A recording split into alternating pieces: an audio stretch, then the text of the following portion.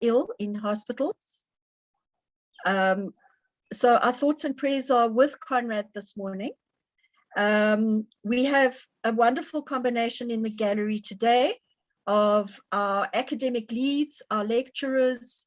We've got our teaching assistants. We've got some of our tutors. We've got our amazing HEPSA partners as well.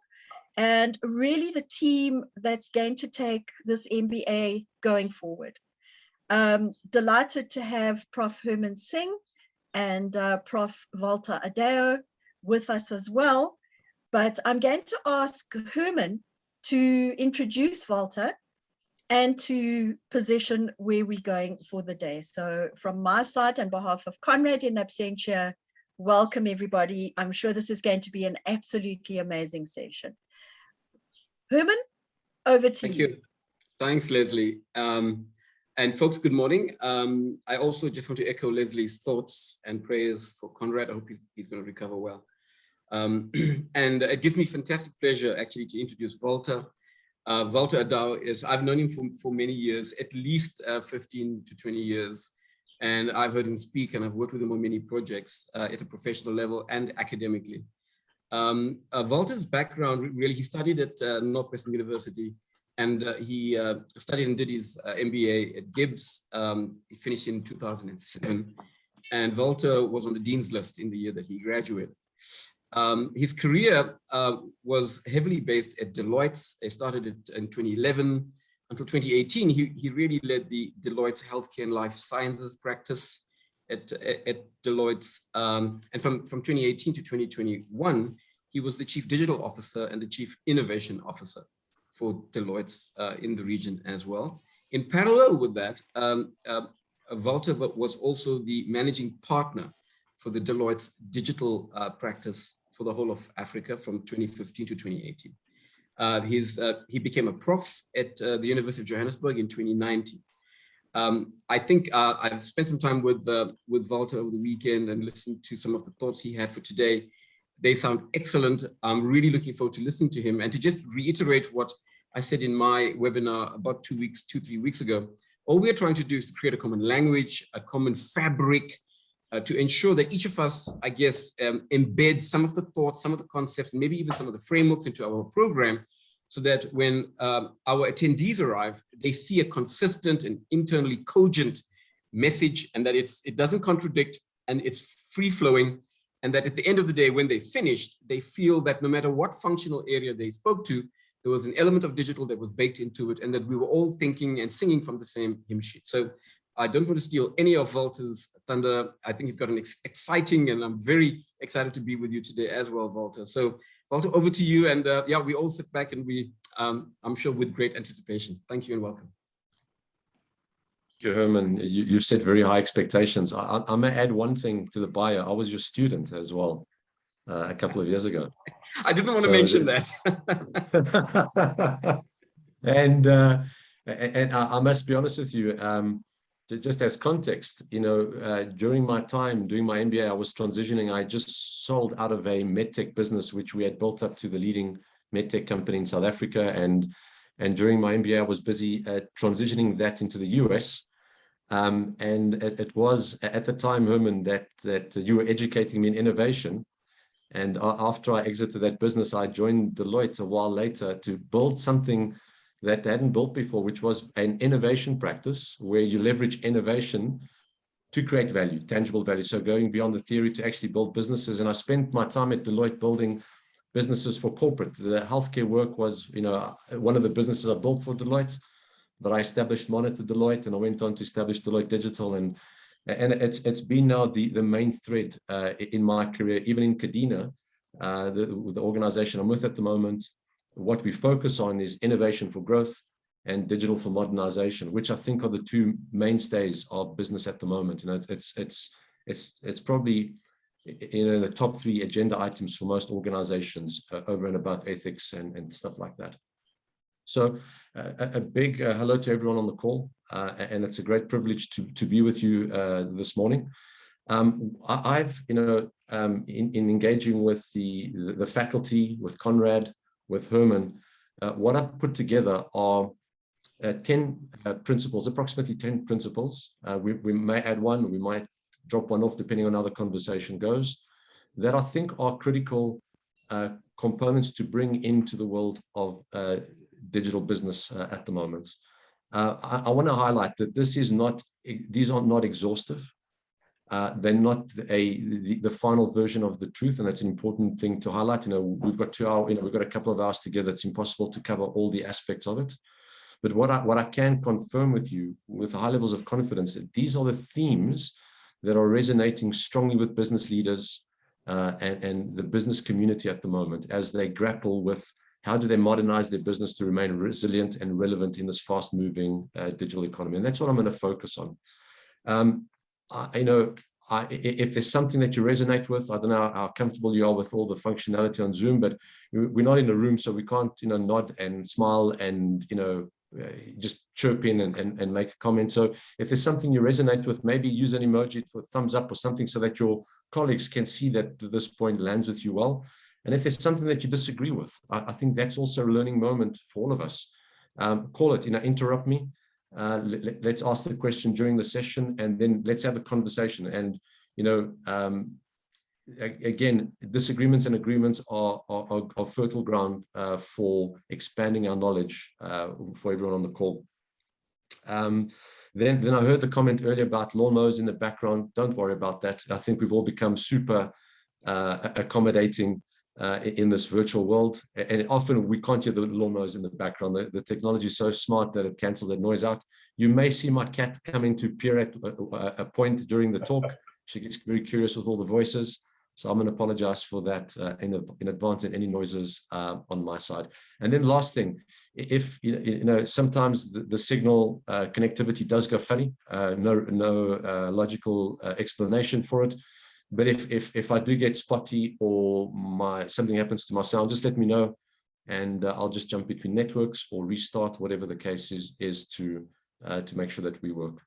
The format, we're going to talk, or we're going to work through these principles over about an hour and a half, 2 hours. It is a lot of material to cover, and I hope I can get it done in that time. But it's 8:40 now. I will make a point at 9:30 if I remember, and I'll do my best to do that. Let's take a pause at 9:30, go fetch a cup of coffee, a glass of water, maybe get some fresh air, and then we can continue to the next hour. And then at the end of the session, I've worked with Leslie to put to create an opportunity for us to break away in groups, and then to reflect on the content, to see, to reflect on the relevance of the content for your curriculum, to have a look at what would you like to include in the content, and what will be the effort required to include that in your content. And then the last thing that I want to say on this is that I'm completely aware that a couple of hours spent is probably not sufficient, perhaps, to support all your requirements in terms of looking at your curriculum. So I will be available after this, and I'll do my best to be flexible around schedules and availability. But if I have to engage with each one of you individually as a sounding board, I will do my best to accommodate that. All right. So I'm going to put my screen up. And one last thing, as I put it up, I just want one last disclaimer. And that is that what I'm not going to do is do deep dives into the technology. I'm not going to unpack artificial intelligence and IoT and robotics, etc. And there's a good reason for that, is that technology is progressing at such a phenomenal rate that the AI that was mind-bending 12 months ago is now table stakes and easily accessible and affordable. And the stuff that's mind-bending now will be easily accessible and affordable in a couple of months' time. So the technology changes all the time. But the principles and the philosophies that guide the correct use of that technology are applicable across all technologies and are applicable across the life cycle of that technology. So I may bring technology into the conversation as just as practical to make some of the examples practical, but I'm not going to do deep dives into the technology if it's in order with you. If you want to do that afterwards, I can certainly put time aside and then look at some of the practicalities of that. So you should be able to see the screen up. And as we go through this, I just want to start off, before we get into the principles, I just want to create a common platform. I don't know what everyone's understanding and comprehension is around some of this, so I apologize if the first couple of slides are incredibly obvious, but I just want to find a common landing platform for us to all work from. All right. Cool. Let's get into it. So starting point for the conversation, it's about digital. It's about digital transformation, and most of you will be familiar with this exponential curve. It's been overdone. And it's all been premised on Moore's law, etc. I'm not going to spend any time in it, but what I do want to highlight are those bubbles, and in how they are influencing. How is this all playing out in business, in real terms, in practical terms. So Peter Diamandis and a guy called Salem Ismail wrote a book a couple of years ago called Exponential Organizations that almost became cult. For the digital economy and startups, etc. And they basically said that the world is going to go through a process where it's going to digitize, and then there's going to be little effect, and there's going to be a lot of cynicism as we digitize businesses. Existing businesses will try to talk it away, and we go into this trough of disillusionment. But ultimately, it's the trough of disillusionment and deception. That's when big businesses fail to note the importance of digital. And ultimately, that's when the exponential curve kicks and starts creating that disruptive force, which often organizations still refer to today as digital has been disruptive, which is a bit silly because there is a tremendous amount of opportunity linked to it. But how it plays out is ultimately they spoke about the dematerialization of businesses. So in this digital economy, we were able to virtualize our businesses, essentially dislocate our businesses from geographic and infrastructural constraints, and there's many examples of that, and that they've been overdone already. We also seen the demonetization of businesses, and that was essentially how we earn profits and revenue from the value we create. And so it was a shift away from I sell you an item to you pay me to I engage with you, and based on the value that I offer you, you pay me. And in some instances, the model was referred to as a freemium model, but that doesn't, that's not really true. In an instance where we're getting a free product, ultimately you've become the product. The income's been generated because people are using the free product. I think of Facebook and Google and those companies, and we're all familiar with that. And I'll come back to a nice practical example where monetization actually can also play out in the physical world, or demonetization can also play out in the physical world. And then they spoke a lot about democratization, and democratization is incredibly broad in terms of its definition, but it comes down to how we leverage data. And you often hear companies say that they use 100% of the data to enable their strategy, and it's true, they're using 100% of the data they've got access to, but they're only accessing about 10%, 12% of the organization's full data. So many organizations are still navigating blindly. Their infrastructure is generating data, their people generate data, their customers, their staff, their stakeholders, their supply chain generates data, and very few organizations are actually pulling that data or accessing that data or doing anything with it. And then there's another D that they don't speak about, but I think is certainly coming to the fore over the last 12 months with the rise of the distributed ledger technology. Blockchain's been around for almost a decade. It's sort of, I think 2014, 2013 is, the earliest evidence of the blockchain that's, where it gets written about. And then it really comes into vogue in 2016, where people make a lot of money. 2017, there's this massive, correction in the market. And then it sort of goes into a quiet phase, but it's back again in full force. They never stopped developing. I think the hype just went away around the price of Bitcoin and Ethereum, etc. But I think the blockchain and distributed ledger technology is back in full force. And what it's doing, it's decentralizing industries and economies. So just like digital demonetized, dematerialized, and democratized businesses, the extension of this new world that we're in, the extension of the digital economy, we are creating a force that is decentralizing sectors. So the way I simplify it is that if there is a middleman in an industry that middleman is at risk of being decentralized by technology like, the blockchain. And so think of financial institutions. If I want to pay Leslie 10 Rand, I've got to transact via my bank towards Leslie. That's a centralized institution. In the world of the blockchain and distributed ledger technology, I can transact directly with Leslie almost for free, for a couple of cents. And it's efficient. So we'll try to cover that a little bit later. So it's important that, it's certainly, I encourage people to change the narrative around digital, stop referring to digital as this disruptive force and rather see it as a force for opportunity. And here's something very simple to think about. The progression of technology is not inevitable.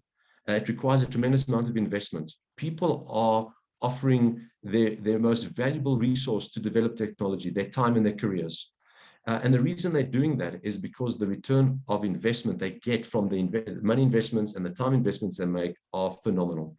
And so if we hear organizations referring to digital as this disruptive force, then perhaps the problem is not the technology, it is the leadership mindset in that organization. So they either see it as disruptive because they've got the wrong mindset. In other words, they still see it as a technology conversation that seems to be someone else's problem, and not using it to leverage, using it to solve business challenges, or they have this lack of imagination. In other words, they're leveraging traditional paradigms to solve challenges that we have at the moment. And again, they don't know how to leverage the economics and the possibilities of this new environment to solve some of their biggest challenges.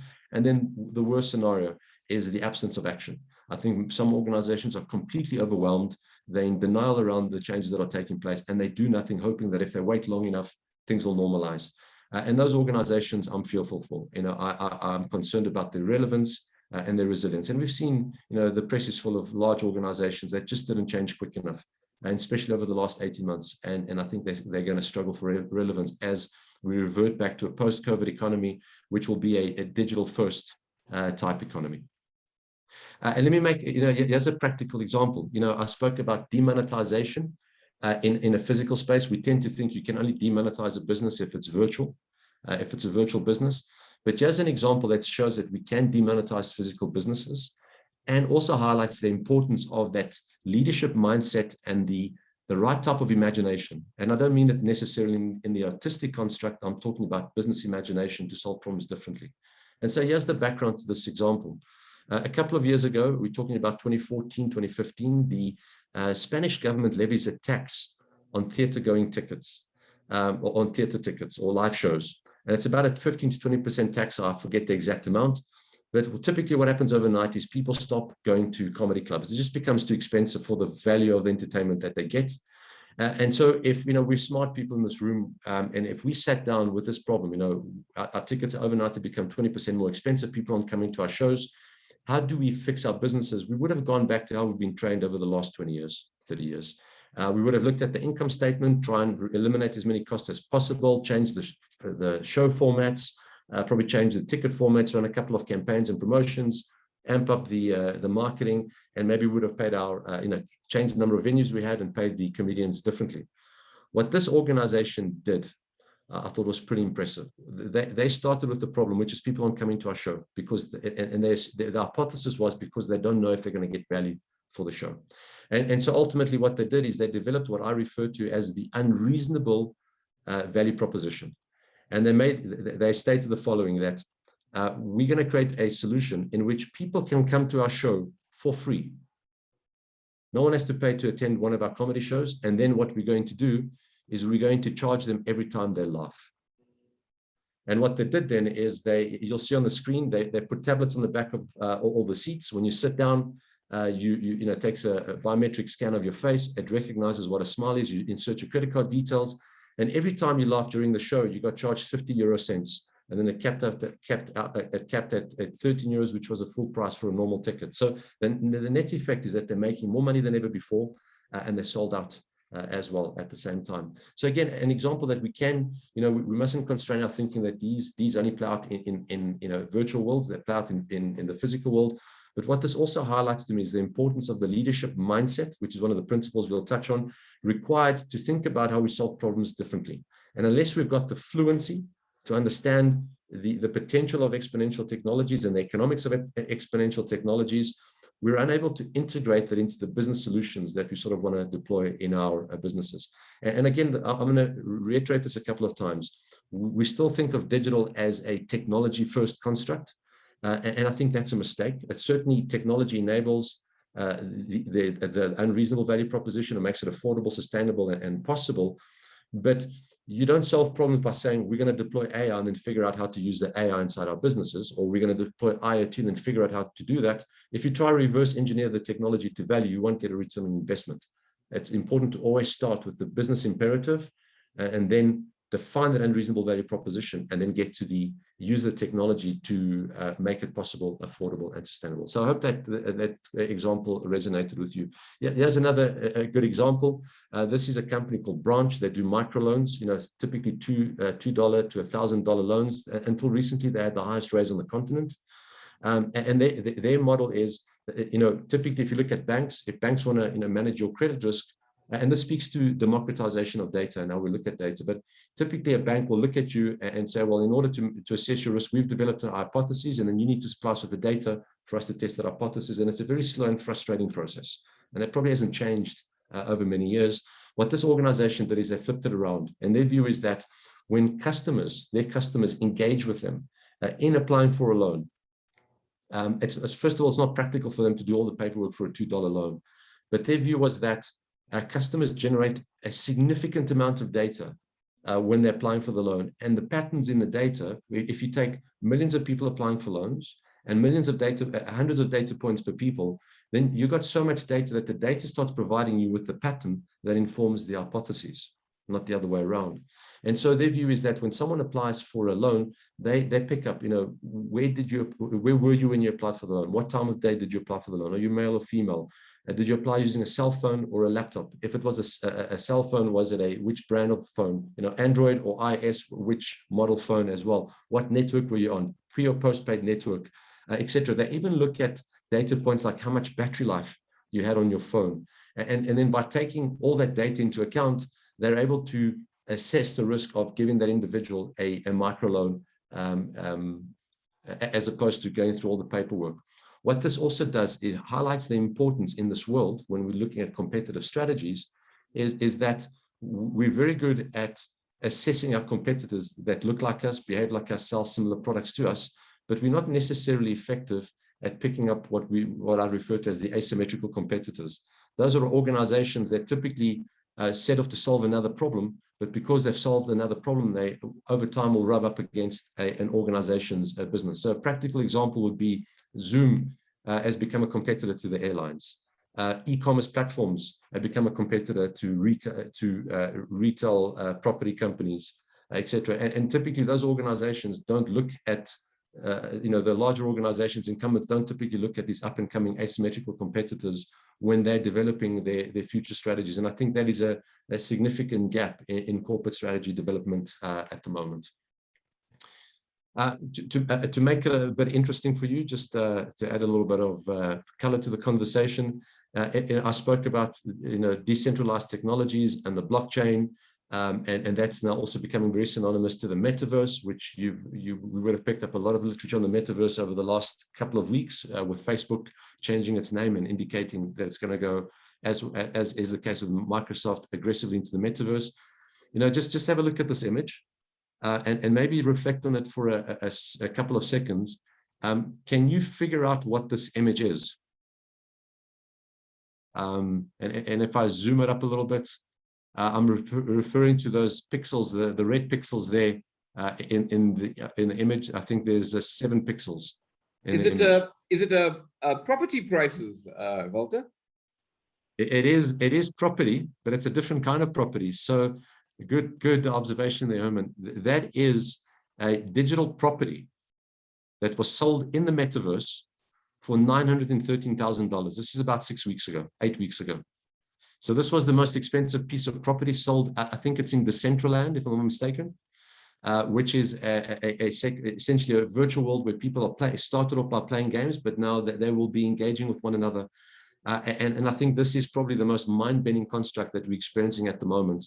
So not only have they spent $900,000 in buying that virtual property, but now they're building a 60,000 square meter mall on that property. So people in the metaverse, while they're playing games and while they're engaging socially with one another, and perhaps even going to work in the metaverse, can now go to malls and shop. And it's, it's not a once-off thing. We've got brands like Gucci that have now in the metaverse. Coca-Cola has indicated the entrance into the metaverse. Verizon has built a stadium in the metaverse so people can attend live sports events in the metaverse and go to concerts in the metaverse.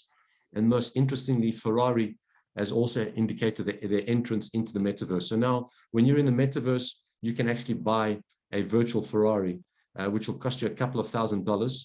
I don't know the exact price, but it's going to be in the region of $10,000 to $15,000, where you can buy a virtual Ferrari so that when you are seen in the metaverse, you're seen in your Ferrari. And now, one could easily become very cynical about this and say, this is absolute nonsense. And to be honest with you, I'm still struggling with the deep utility of it. But I think what we've got to catch ourselves, and this is why I'm sharing this example with you, is that when we catch ourselves being cynical, like most business leaders have been over the last 10 years around the digital economy and the progression of exponential economies, we've got to just pause and say, well, before I dismiss this because I don't understand it, let's try and be curious and understand the utility that exists.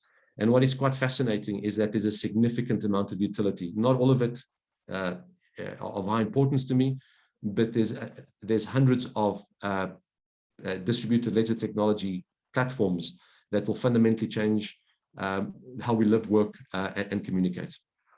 So coming back to that, so when we think about digital, the left block, again, we've got to elevate our thinking beyond just technology. It's changing the physical world in a variety of ways. Even, I've done work with chemistry businesses, large global chemistry companies that are bringing digital thinking in terms of developing new materials and commercializing new materials. So substitutes for the typical steel market and concrete market, etc. That's all been driven with a digital mindset. It's certainly changing the world of biology and how we're going to, lifespan and healthcare, etc. It's changed the chemical construct, and without a doubt, it's changed how we view and deal with information. At a more practical level, there were debates that this could change how we live, work, and communicate. And over the last 20 months, this real life experiment that we've been in called COVID, all this has become true. Digital has enabled us to work differently, communicate, and live differently. And I think it's going to change economic and industrial constructs. But I think also very important, and we mustn't forget this in our education around digital, I think it's also going to change many social constructs. And I think there's an opportunity, while there's risk, I think there's also an opportunity to bring about positive change from a social sustainability perspective. And we'll touch on that a little bit later on. So a couple of interesting data points again. I'm not a big fan of generational construct. I think generational theory works in homogeneous economies. In a country like South Africa, it's quite possible that we've got different generations in the same age category. So a kid that's born into Sandton is probably, in the next 5 minutes, is probably born as a Gen AAA. I don't know what they're going to call the next, but a kid that's born into extreme poverty in an informal settlement just a few kilometers away will probably be born into a silent generation or a baby boomer, hopefully, construct. So, and we'll touch on that again a little bit later, but how I reflect on this is that probably in this digital economy, we're going to have two generational constructs. We're going to have young techies and old retirees, and it's got nothing to do with age category. It's going to come down to the attitude. Am I curious and continuously learning and leveraging new ways of doing things? So moving from physical shopping to digital shopping, etc. Or am I going to resist the change? And again, it's got nothing to do with age. It's got to do with our attitude in terms of embracing change. Some interesting data points that I came across over the last couple of weeks. South Africa's got 0.7% of the world's population, but 1% of the world's internet users. That was quite interesting for me. What was even more interesting for me is that we ranked third highest in the world in terms of internet usage. Now, just as a side note, this study is done against people that have got access to the internet. So if you take people in South Africa that have got access to the internet versus people around the world, the global benchmark is 7.5 hours. South Africans that have got access to the internet are spending on average 10 hours a day on the internet. And I found that to be quite interesting. And they're using it for, work-related purposes, searching info, searching products and brands, which was quite interesting. We scored very high in that. And then obviously searching healthcare-related matters, which is, I suppose, expected over the last 20 months. More than 60% of South Africans did their first digital transaction in the last 20 months. In other words, they bought something digitally, which is amazing. So I think the debates that, e-commerce is going to be slow to take on, that time frame has been compacted immensely with e-commerce. And what's also interesting is more than 50% of those that have done digital for did their first digital transaction will remain loyal to the brand they engaged with first, and they will continue doing digital transactions. So I think we've seen a phenomenal tipping point, and the numbers for e-commerce vary. There's a broad spectrum in terms of where it's going to grow, but it's expected it'll be a 100 billion rand sector industry by 2024. And some of the banks are touting that it'll be closer to 300 billion rand by 27. So I think this creates a tremendous amount of opportunity. And then there's always the ethics thing. So South Africans are very concerned about the misuse of personal data. We've got regulations, but the regulations aren't policed. And I think we all experienced this over the last while. So again, as we transform our businesses, there's a responsibility that comes with it. We've got to transform and modernize our businesses, but we've got to remain socially responsible in terms of how we leverage that technology. And I think that's also a theme that's got to come through in the digital construct. Again, some data points related to business. Actions being taken around the world. Most industries have moved aggressively to transforming their businesses. So there you'll see the percentages of digital transformation activities taken up over the last 20 months. So not a debate. The big question for me was always, are these organizations getting return on investment?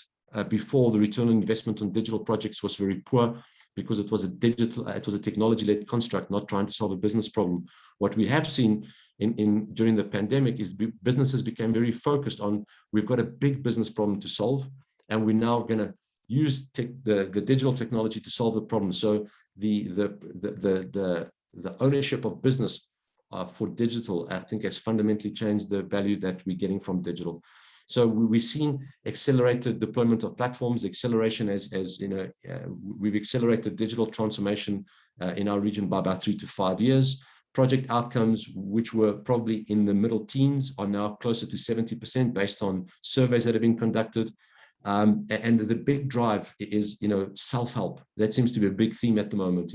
If you want to best service your customer, teach them to service themselves. And it's a bit of a paradox, but if customers can help themselves, it means they can engage with businesses at any time of the day, and it's seamless. There's no static, there's no friction, and that's ultimately what's driving customer loyalty. What's interesting, in the last 20 months, we've seen a decline in brand loyalty. And it ranges from region to region. We're looking at middle teens in like the US and Europe. South Africa expected to be in the region of 20%, in Asia 25, 26%. And it came down to someone being able to experiment with a product. So during lockdown, we were all engaging with community, with the economy digitally. And if I could engage with the brand digitally and experiment with the product and probably use it for a short while, there was a good chance I was going to stay with them. So organizations that weren't ready to allow their customers to engage with them potentially lost some loyal customers that were loyal to them in the physical space. And then I think it's important to highlight some of the myths that we've addressed. Now, digital has always been a contentious point, lots of debates around it, but a couple of things that I think have now been put to bed. One is that, customers value human touch over digital engagement. And the reality is, it doesn't matter. I think customers value a frictionless engagement, a static-free engagement, a frustration-free engagement. And if they can do it via digital, it's fine. They will replace that human touch. And number two is that there was always a concern that customers won't pay for more for a digital interaction, or they won't pay for it, or they want to pay less. That's also been proven to be incorrect. So customers will pay again if they're getting that value. What the organization now has optionality to drop the cost of that interaction because their only cost bases are lower. So you might see more efficiencies coming through in an automated, digitized world. The view that technology can't keep up is not necessarily true anymore. I think the view is that people didn't understand how to leverage the technology to solve problems.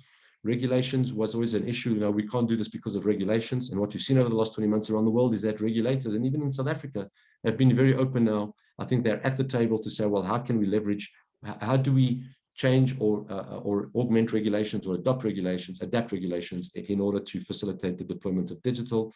And then the last one, which I think is most critical, many business leaders that were cynical about digital transformation would typically say, digital is a once-off event. I'm going to digitize my business once, and then we're going to leave it. And that is a critical mistake. The way we've got to see it is the first phase of digitally transforming a business is getting the business to a post-internet world. In other words, we've got to modernize components of our business, how we develop product, how we engage with customers, how we run our back office, our operations, etc. And that's going to get us to a state in which we're in the pack. In other words, we can compete with our peers.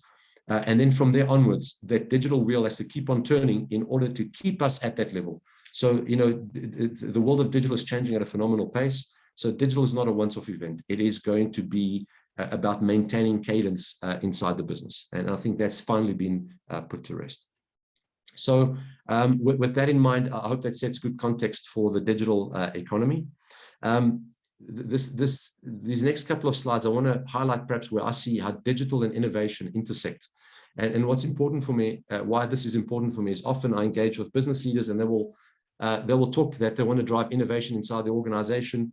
And then ultimately they're talking about digital modernization, and other leaders are talking about digital, and they want to actually, what they want is actually innovation for growth inside their organization. So it's important to distinguish between the two.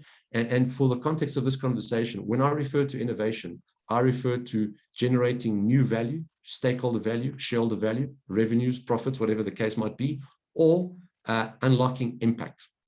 So it could be I want to create the next billion-rand business, or I want to reduce runaway fires by 50%. So it's about impact. I'm not talking about the increment Lean Six Sigma type activity in manufacturing type environments.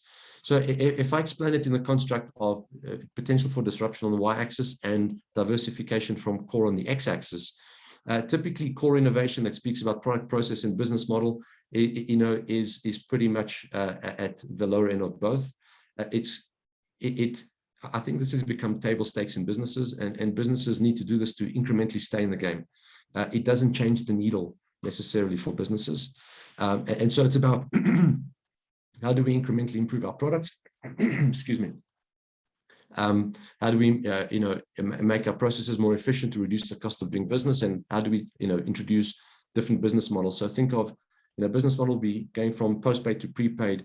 Product would be Coca-Cola. Let me use Coca-Cola as an example, taking out the sugar, adding the stevia, adding vanilla, adding cherry, etc., trying to make that product relevance. This doesn't change the needle in this environment. The work that I'm doing with a lot of organizations is what I refer to as adjacent innovation, in which we take the organization's hard and soft assets, their IP, their access to market, their capital, their skills, their people, their networks, etc., and we shift them away one step to the left or right of their core business.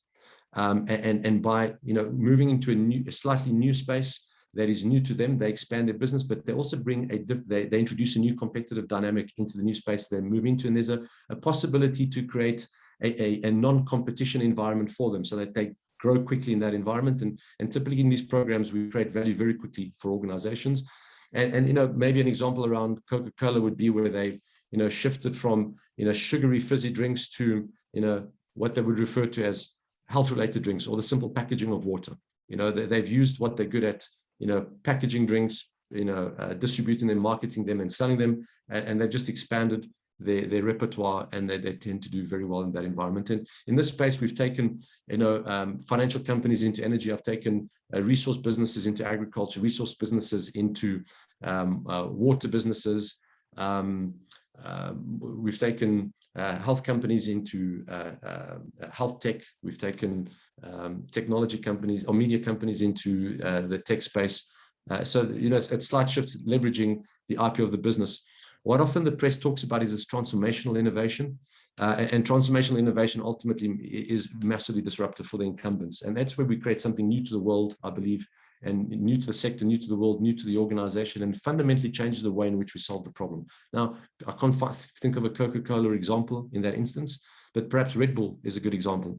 Red Bull is a beverage. What makes it magical is the taurine ingredient, and the taurine puts our brains into an alpha, a pseudo alpha wave state where we've got high levels of alertness and high levels of concentration.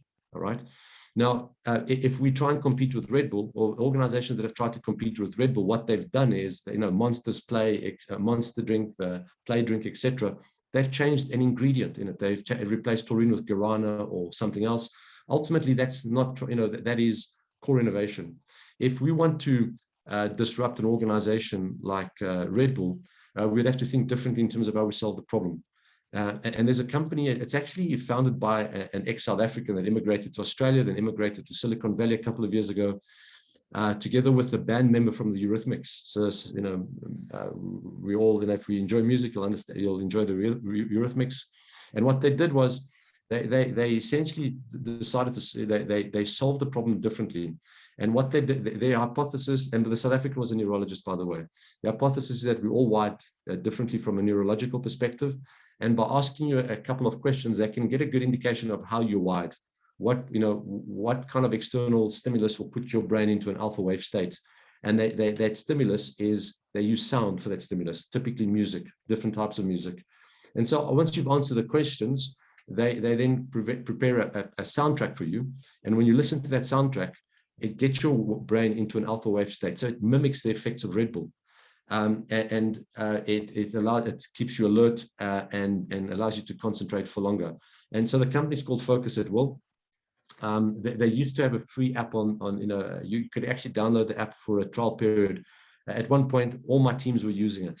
So if you walked into the office, everyone had their Focus at Will sound tracks in, and they believed it could have been a placebo effect, but everyone believed that or many of them believed that it actually increased their concentration levels. So that's the progression of innovation in terms of the conversations I have with the executives. However, if we're looking at digital in this construct, not many organizations want to move away from the core of their business, but they certainly want to bring that kind of disruption potential or opportunity potential into the core of the business. And that's where you get digital transformation. Or what I refer to as business reimagination. So you look at ways in solving traditional problems, leveraging a different approach to solving the problem, leveraging technology to do so, but you do it at the core of the business. And that's, as I said, that's how I distinguish a digital transformation strategy from a innovation for growth type strategy. And typically when I create the separation in the minds of business leaders, it becomes clear to them, and that anxiety as to where to start and what to do and how to provide context for the programs tends to fizzle out a little bit. How we think about growth, this comes from a book. It's about, I imagine it's about 8-9 years old, The Alchemy of Growth. And they say, well, in this environment, while we've got to be digitizing and modernizing our businesses, we also be very aware of growth. And the growth could be enabled by these new exponential technologies. And ultimately, what they propose is that every organization needs to operate against 3 horizons.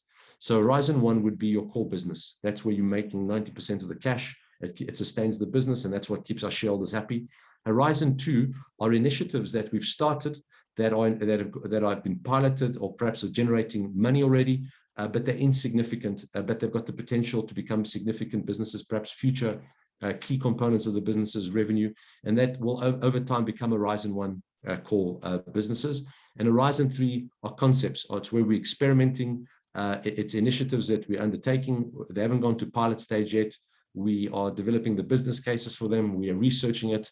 But there's high levels of confidence that if we find the right Horizon 3 opportunities, they'll eventually progress to Horizon 2, and Horizon 2 typically then moves to Horizon 1. That would be the ideal state. And each organization could, and why I'm sharing this with you, it's always important that, organizations will always at the starting point think that they're doing enough. And this is a good, just a good way to help organizations develop that learning platform. So they reflect on their various horizons and sort of get a sense as to whether they're doing sufficient, doing enough to unlock value over the long term in this fast-moving economy. So typically a business, if you think of a business and you tick Horizon 1 or cross Horizon 1. So tick means you've got a healthy horizon, a cross means you'd have an unhealthy horizon. So something like a business with all 3 horizons crossed would be something like a traditional post office. The core business doesn't do that well anymore, and that if they're not thinking about reinventing themselves, over time there probably will be very limited reason for using a post office unless it's mandated by government that they fulfill a certain function, but that is not innovation. On the exact opposite side would be businesses that have got all three horizons ticked, and that's typically your your pop organizations for innovation: Google, Amazon, Tesla, Rivian, etc. They just seem to be getting it right all the time. But ultimately, what they do is they place a number of bets on Horizon 2 and Horizon 3, and in between you get the different configurations. So businesses with good Horizon 1s but aren't doing anything about Horizon 2 and Horizon 2. Horizon 2 or Horizon 3. I'm typically concerned about the future optionality. Businesses with unhealthy Horizon 1s, but are thinking about Horizon 2 and Horizon 3, are thinking about growth in a bit of a disconnected way. But they're certainly thinking about the growth in terms of modules. Businesses with Horizon 1 and Horizon 2, I think that's a good state to be in. But in reality, we've got to be seeding the Horizon 3 opportunities all the time. And then the same thing applies to businesses with healthy Horizon 1s and a healthy Horizon 2s, Horizon 3s. You could, if you've got a healthy Horizon 1 and a healthy Horizon 3, but don't have a Horizon 2, you typically got good ideas, but you're not actually taking stuff into action. So you'd eventually be labeled as a visionary, but no execution takes place. And what I've worked with before in the past are many businesses that have got very poor Horizon 1s.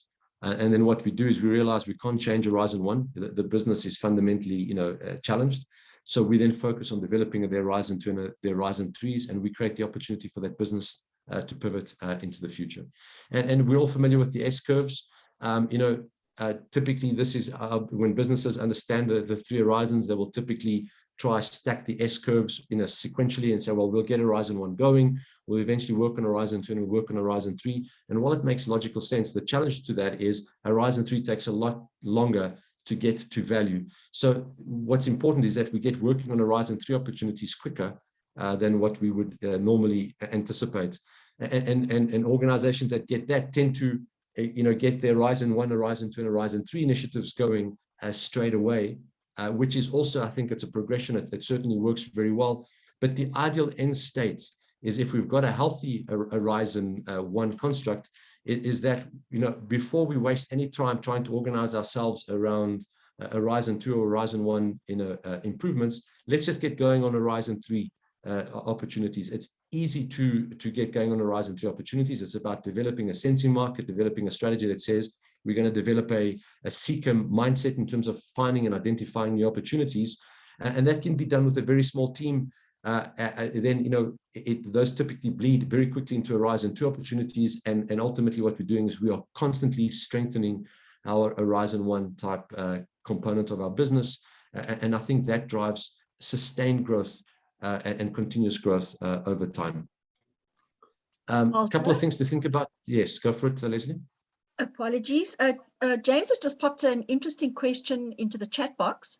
Where would we place South Africa as a country on this model? Wow. That's an emotive question for me. I always try to look for the silver lining on all things South African. So I'll give you an executive view of South Africa if you're the executive on the executive team for South Africa Inc. And I'll give you a board member view on South Africa Inc. I think, looking for the best possible curve for South Africa, I would say perhaps we are, healthy Horizon 2 and a healthy Horizon 3. We've got big challenges in the core of our South Africa business, but I also think we've got good opportunities to move rapidly into new growth themes with the right mindset. That's how I want to think about South Africa, and I'll present every single argument that says we've got a healthy Horizon 2 and a healthy Horizon 3. If I'm a board member looking at the performance clinically, without the emotion of working 24/7 inside the business, we might be perhaps, within the current administration, have a healthy Horizon 3. We've got great plans, but we're not bringing them into execution. So it's probably somewhere between a healthy Horizon 2 and a healthy Horizon 3, and a healthy, or just a healthy Horizon 3. James, I hope that makes sense to you. what South Africa does have is, I think we've got good, we've got good hard and soft assets that creates a good foundation to build an economy. My biggest concern is that one of our best assets are our people. And over the last 20 months, the mobility of our people across the world has just increased dramatically. So I think critical to Horizon 2 and Horizon 3 is we need to retain talent. And I think we need to be open to bringing international talent into the country. And right now, from my personal experience as a business owner, it's one of the most difficult things to do is to bring external talent into South Africa. James, just give me a thumbs up or a thumbs down if that resonated with you. Yeah, cool. I think it's a really cool reflection. I would submit that it's quite a rosy one, but we all have to be patriotic, right? Yes, patriotic, and it's very easy to get stuck in what's not working. I think our lenses need to focus on what needs to be true for us to get to the ideal end state. And I think, there's certainly the right dialogues are taking place. Just look at the movements that we've seen around spectrum, the movements we've seen around independent power producers, and hopefully that broadens up a little bit. The investments we're seeing out of COP, the changes recently around the automotive sector moving into an EV market.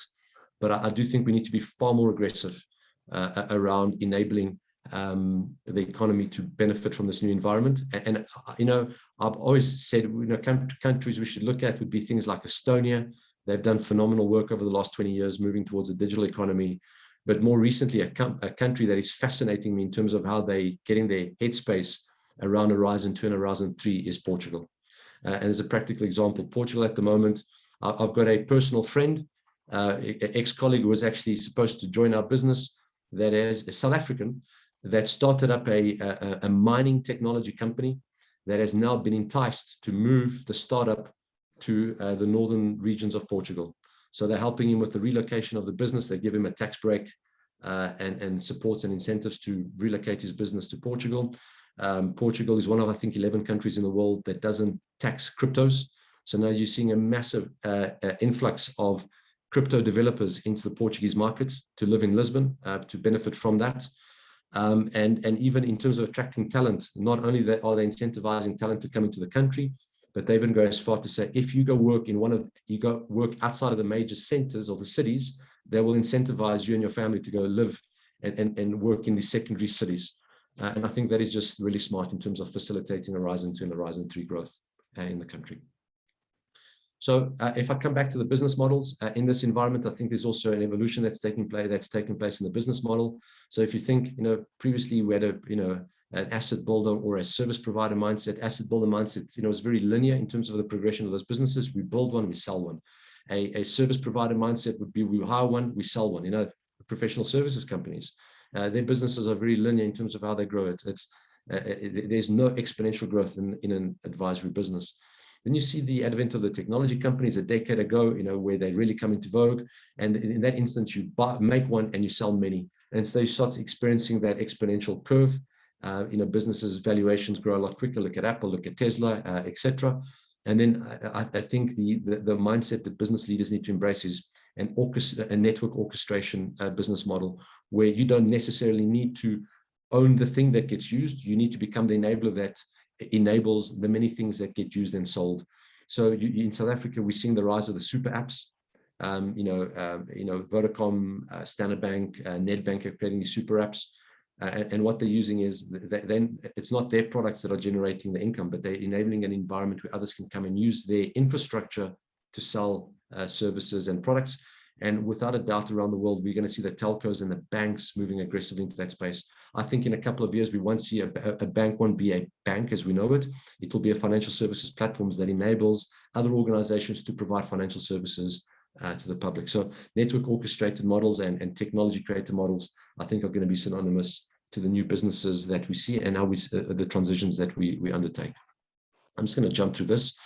So when we think about strategy, it's important, the principles of corporate strategy doesn't change.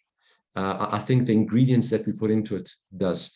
And so in this environment, my encouragement is always, you have to be, a growth strategy or a growth pivot strategy needs to be almost separate from a digital strategy, but it needs to intersect. And that's super important around that intersection. What is required to develop the corporate growth strategy for an organization is very different from the strategy required to modernize and transform the business. And we'll go into a little bit of detail around it in terms of what I mean a little bit later on. But I want to just pause on the digital, the strategy. So again, the components that you would use for I want to go back a few steps. We typically refer to a digital strategy, and that brings up a lot of debates. People ask, what is a digital transformation strategy? And my starting point for them is to say, well, remove the word digital from that phrase and it becomes clearer. So it's a transformation strategy. How are you transforming your business to modernize itself? And so it should be a business-led imperative. What are the metrics that we want to improve in our business? What is it that we want to address? And then it needs an augmenting strategy that says, so what is the technology plan to enable the transformation plan? And at a very high level, a typical starting point would be, and it's I hate the phrase, but it's the as-is model. But it's always very important to understand where businesses really are. Businesses will always overestimate their capability or where they are. But when you get into the detail of, if you have the plan, show me the evidence that there's resources allocated and budget allocated against the plan, they often can't show that. So the strategy about transforming the business is typically a verbal thing. But it's always important to understand where are they from a critical component of transforming the business. So from strategy right through to how they engage with customers, their culture, how they leverage data, etc. It's important to understand that starting point. And then at a very high level, and I'll touch on it a little bit later again as well as the conversation builds up. But when it comes to developing a digital strategy, the challenge we have at the moment is businesses the media tends to hype what digital strategy is and what the benefits are. I do believe it comes down to one of three dividends. And it's you see that at the top of the screen there, it's the G, the P, and the X. The digital strategy, I think all dividends can be compartmentalized into these three dividends. So exponential growth, how can I unlock more growth inside my business by digitally transforming my business? The P is for exponential productivity. How can I leverage digital, artificial intelligence, IoT, data, etc., to reduce the cost at which I operate, improve my efficiencies, remove the defects, improve quality, etc. And we all know a golden rule of strategy: the lowest cost producer typically thrives in the market if all things been equal. And then finally, it's the X, exponential experience. And that's important because in markets where products and services have become commoditized, think of insurance, telcos, banks, etc. The last line of differentiation is the experience a customer has engaging with the organization. So the digital strategy, the transformation imperative of the organization should be to unlock one or more of those dividends, to grow, to become more efficient, or to change the way in which they engage with the customers. And typically the cycle is to move from, your current state and then define your future state, which is ultimately what is the strategic ambition of the organization. That's informed by the corporate strategy of the organization. We then augment that by thinking about what are the dividends that we want to, as we transform the business, what are the dividends that we want to amplify, again, growth, productivity, and experience. Understand what are the skills inside the organization. And by the way, once we understand what our focus areas are, we could develop an investment case immediately, or we could wait to understand the architectural impact in the business, the technology impact in the business, to develop a business case then.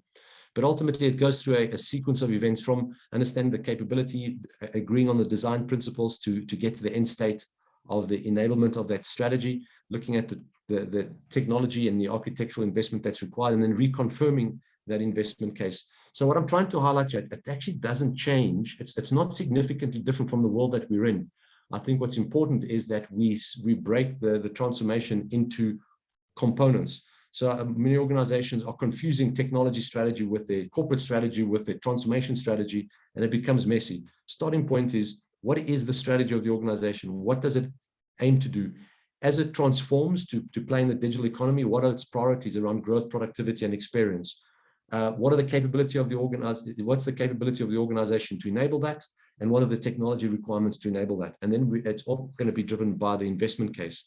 Again, often what I see are businesses that say, well, we want to transform, so we're going to invest a lot of money in AI, and we're going to hire a lot of AI people. And so they put the technology before everything else. And then they spend months and years trying to reverse engineer that technology into value. And from experience, very few companies get it right. Okay.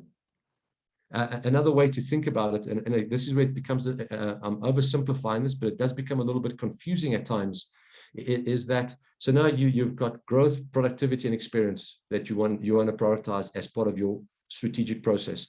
But then the organization's got many different functional areas. So you've got the area that's developing products and services and deploying products and services. You've got the area that's engaging with customers and the touch points around customers' experience. You've got the internal components of the business, and then perhaps some organizations have partner networks. So think of cell phone companies, they've got a significant amount of partner networks. It's very important that in the strategy, we define, number one, what is our priority dividend, and which of these functional areas do we want to focus on? We can't do everything at the same time. So typically, you know, a telco, and while I'm using the telco as an example, I was with one of the major telcos just a few days ago, and their priority would be, we need to find new ways of unlocking growth in this digital economy. You know, we've had a nice spurt in data, but data is becoming cheaper. GSM is in decline. So we need to find new growth, and we want to leverage growth to develop new products and services, and fundamentally change the experience we give our customers. And we know our customer experience is terrible with telco companies in many instances, and with all respect. So that could be a priority. We want to fundamentally drive the way we engage with customers. And then in addition to that, we want to make sure that we focus on experience. And the experience could be around customer, and the experience we give our partner networks. And that would be the first wave. It's not the comprehensive digital strategy, but it's certainly what the organization will do in its first 12 months, 18 months as it transforms. And as that strategy matures, they could then kick in the second part of the strategy, which says, well, now that we've got that going, we're going to focus on productivity inside the organization, but we're going to look at productivity, not necessarily around our products, but we could look at in terms of how we engage with the back office functions of the business. How do we bring digital into human resources, into the finance office, into the customer engagement office, into the project office, etc., to make sure that we've got the right tools to run our businesses more efficiently. And we could also do that in terms of platforms to engage with partner networks and our customers. So we're reducing the cost with which we engage with the customer without necessarily changing the experience or our ability to generate revenue. And at a very high level, the journey would go, you know, developing the strategy. You know, once we've got the strategy and it's approved, and we've got the investment cases, moving towards architectural components and technology strategy development and investment, and then the deployment. And there's a lot of writing here, but I sort of show you the sequence of it, and to highlight that the starting point is always the business. So the business defines direction, technology strategy makes that possible. And again, highlight that, you know, there's often a debate inside the company, who should lead digital transformation? Should it be the technology team or the business team? And my view is that business should always lead business. Technology teams need to develop the strategy to make the business ambition possible. And they've got to come together, but they've got to be, they're separate in terms of the discipline of developing them. So I'm going to pause there and just see if anyone wants to take a 5-minute coffee break or grab a glass of water. I'll be back at 22 to 10. Thanks, Valter. Thank you.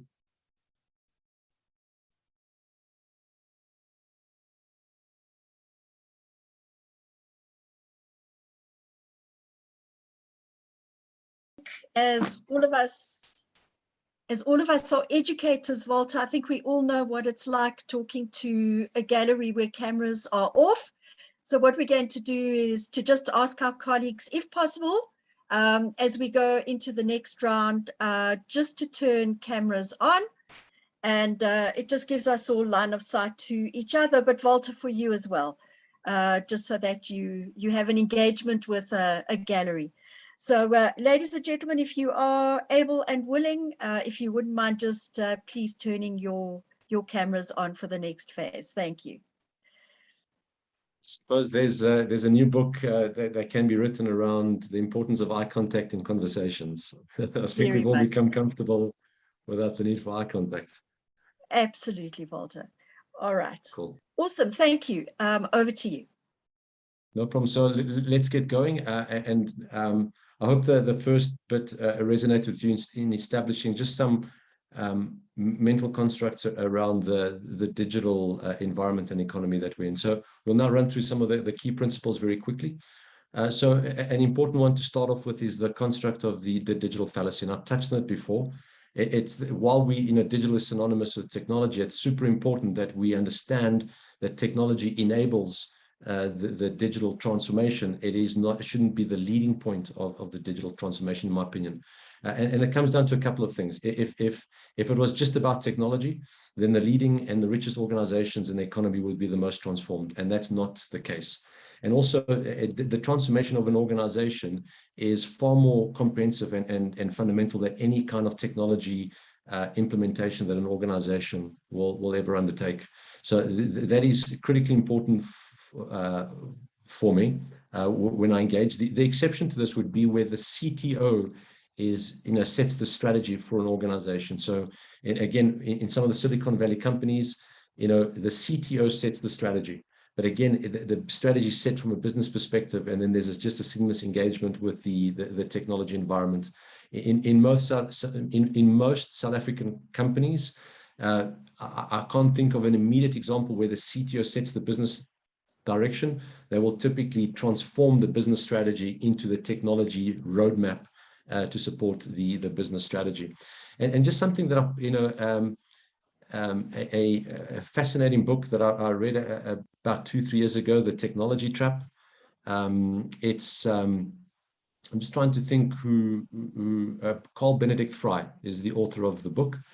And in there, he talks about the Engels pause, which is an observation made over 100 years ago. And it speaks to the importance of this technology trap. And he says that whenever a new technology enters the market, the incumbents tend to start underperforming. So revenues are down, profitability is down, wages decrease, staff retention decreases.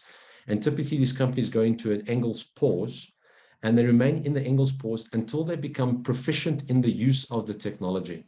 So and some of these companies take years to come in. At the time, took years, decades to come out of that pause. So it wasn't about the ability for them to access the technology. It was about the ability to leverage the capability of the technology to fund it, to change the business. So in other words, if I understand, the economics and the attributes of the technology, it influences how I fundamentally change my business, and then I can use the technology to achieve that.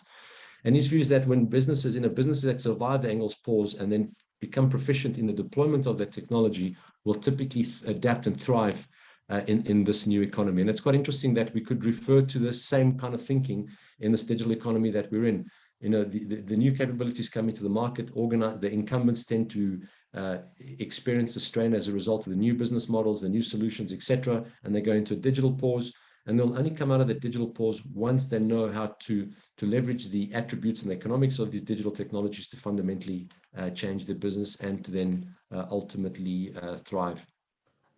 And here's another point just to reinforce the point. This is a piece of research that I did when I was still at Deloitte, that we engaged with South African companies, and we created a spectrum around, what's the status of organizations from a digital transformation perspective. And so we had 4 stages, exploring digital, doing digital, becoming digital, or being digital.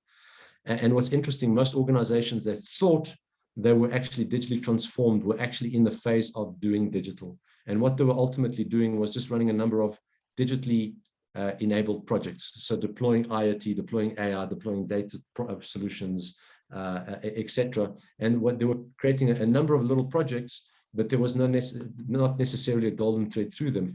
For organizations to really unlock the dividends of this digital economy, you'll see that the key requirements is to fundamentally start looking at things like business models enabled by digital, customer models, operating models, how we unlock and drive collaboration and innovation inside businesses, etc. Again, so the stuff that drives maturity is not necessarily technology. It comes down to leadership mindsets and organizational behaviors required to unlock that value.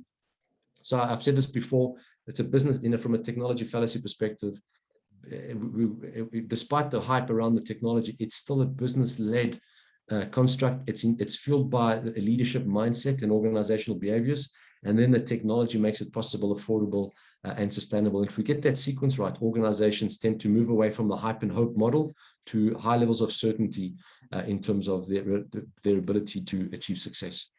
So the next principle I want to share with you is around digital leadership plurality. And this is an important thing, I think, for organizations to thrive. And yes, some context. Very simply, a leader that comes into a new environment will have an ambition, and that ambition is ultimately defined by their previous success. Their paradigms and the view of the market defines their ambition.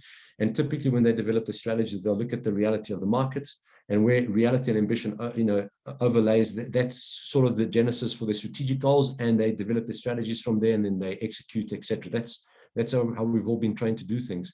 In this environment, two of the challenges that we have is that reality isn't static. So reality is moving at a phenomenal pace. As I mentioned at the beginning of this conversation, stuff that was mind-bending 12 months ago is now affordable and in access of most organizations. So what's critical from a leadership perspective is we create the capability in our team to develop a sensing capability.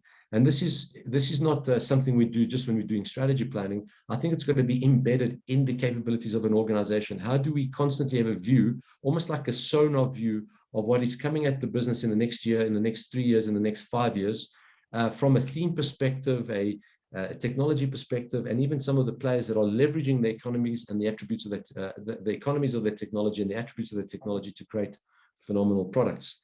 So that is relatively easy to deploy. But the challenge is that if we now understand that reality is changing all the time, and we're able to keep up with that change from an inside perspective, but our ambition doesn't change, because we are stuck in our paradigm, then that's the same thing as being disconnected from the market. So again, we see this in organizations where they see the markets changing around them, but there's no action or no significant action that one would expect from the organization to keep up with the changes. So I think from a leadership perspective, we've also got to create an environment where we start challenging existing leadership paradigms. How do we create that ground that allows or encourages paradigms to be challenged? We identify the paradigm, we encourage it to be challenged, and we allow the challenge to come from the bottom to the organization. It's really about establishing that learn-it-all mindset as opposed to the know-it-all mindset.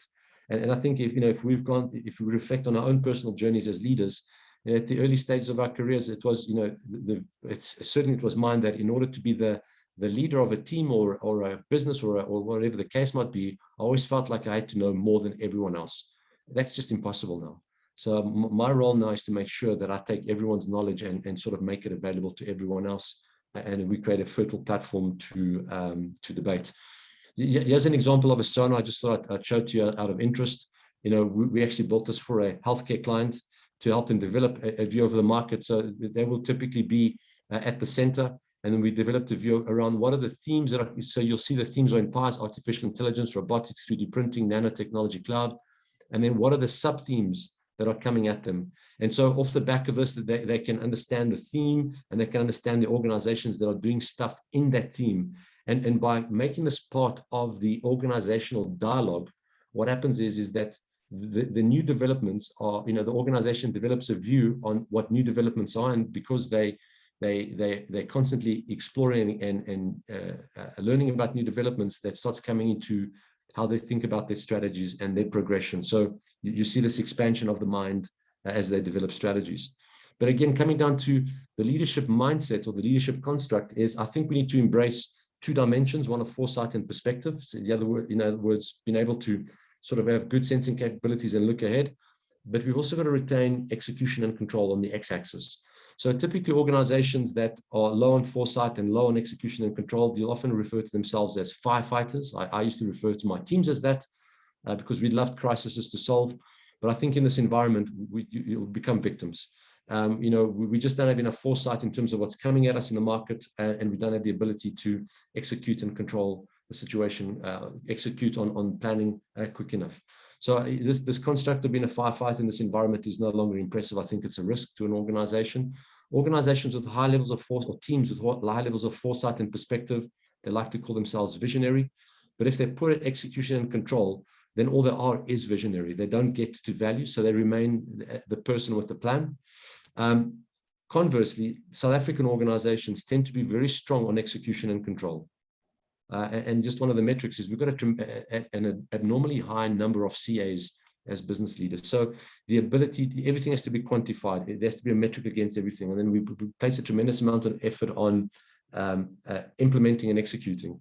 The risk with that in a fast moving in a reality is that if we've got low foresight and perspective, we could be implementing the wrong things at the wrong costs. So 18-month implementation projects that are rigid, by the time they go live, they're no longer relevant. So again, we need to have agility and constantly reassessing our business case and why we're doing something throughout the implementation lifecycle of the program. So ultimately, we want to retain, as South African companies, we want to retain strong execution and control capabilities, but we want to lift our foresight and perspective. And that's one of the things that you're doing on this program. And by doing that, ultimately, we're challenging paradigms, we're exploring new business models, we're engaging with customers differently, and we're embracing an ecosystem mindset. Out of interest, again, some work that I've done in the past highlights that the personas for the right kind of leadership in this environment are these three personas. So it's the persona of the integrator, so the ability to integrate business needs with technology needs, and also integrate various components of the business along a common golden thread for the strategy development.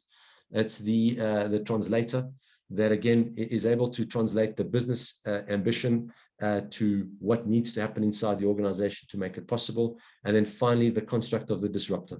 And the disruptor doesn't mean, it's in the positive sense.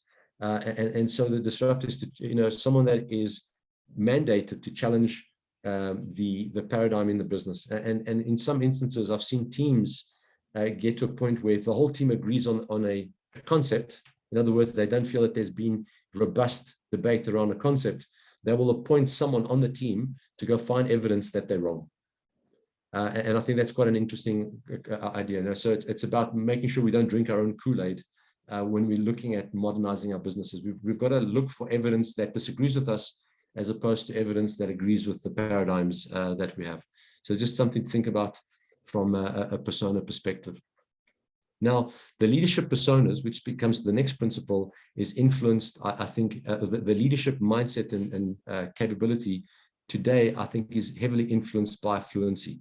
Our understanding of these technologies, and it's not how we code and deep detail of how they work, but understanding the attributes, the possibilities, and the economics of those technologies, I think of critical importance. And just a couple of things. Our knowledge typically across organizations decays at a rate of about 30% a year. And so, typically, I always find it interesting. Someone will say, I've got 20 years of experience in doing something.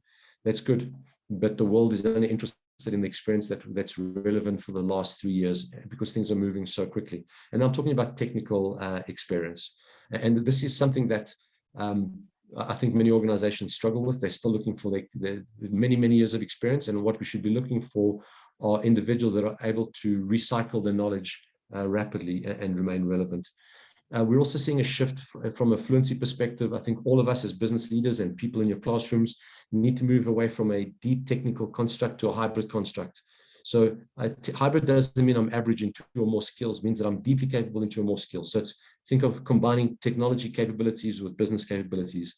A doctor that understands AI, an engineer that understands robotics, an architect that understands IoT. Those are certainly the roles that we're seeing increased demand for around the world and where we're seeing wages grow. And then, we're all getting caught up in the STEM, science, technology, engineering, and mathematics. But I think what's also important to bring into the conversations is the empathy, construct of STEMpathy. So it's how to lead in this environment. It's not about being the smartest, most informed individual, but I think a new kind of leadership, or probably the same kind of leadership amplified, is necessary. So empathy, sympathy, ability to engage, communicate, and at more a personal level, socialize, that social construct is of importance.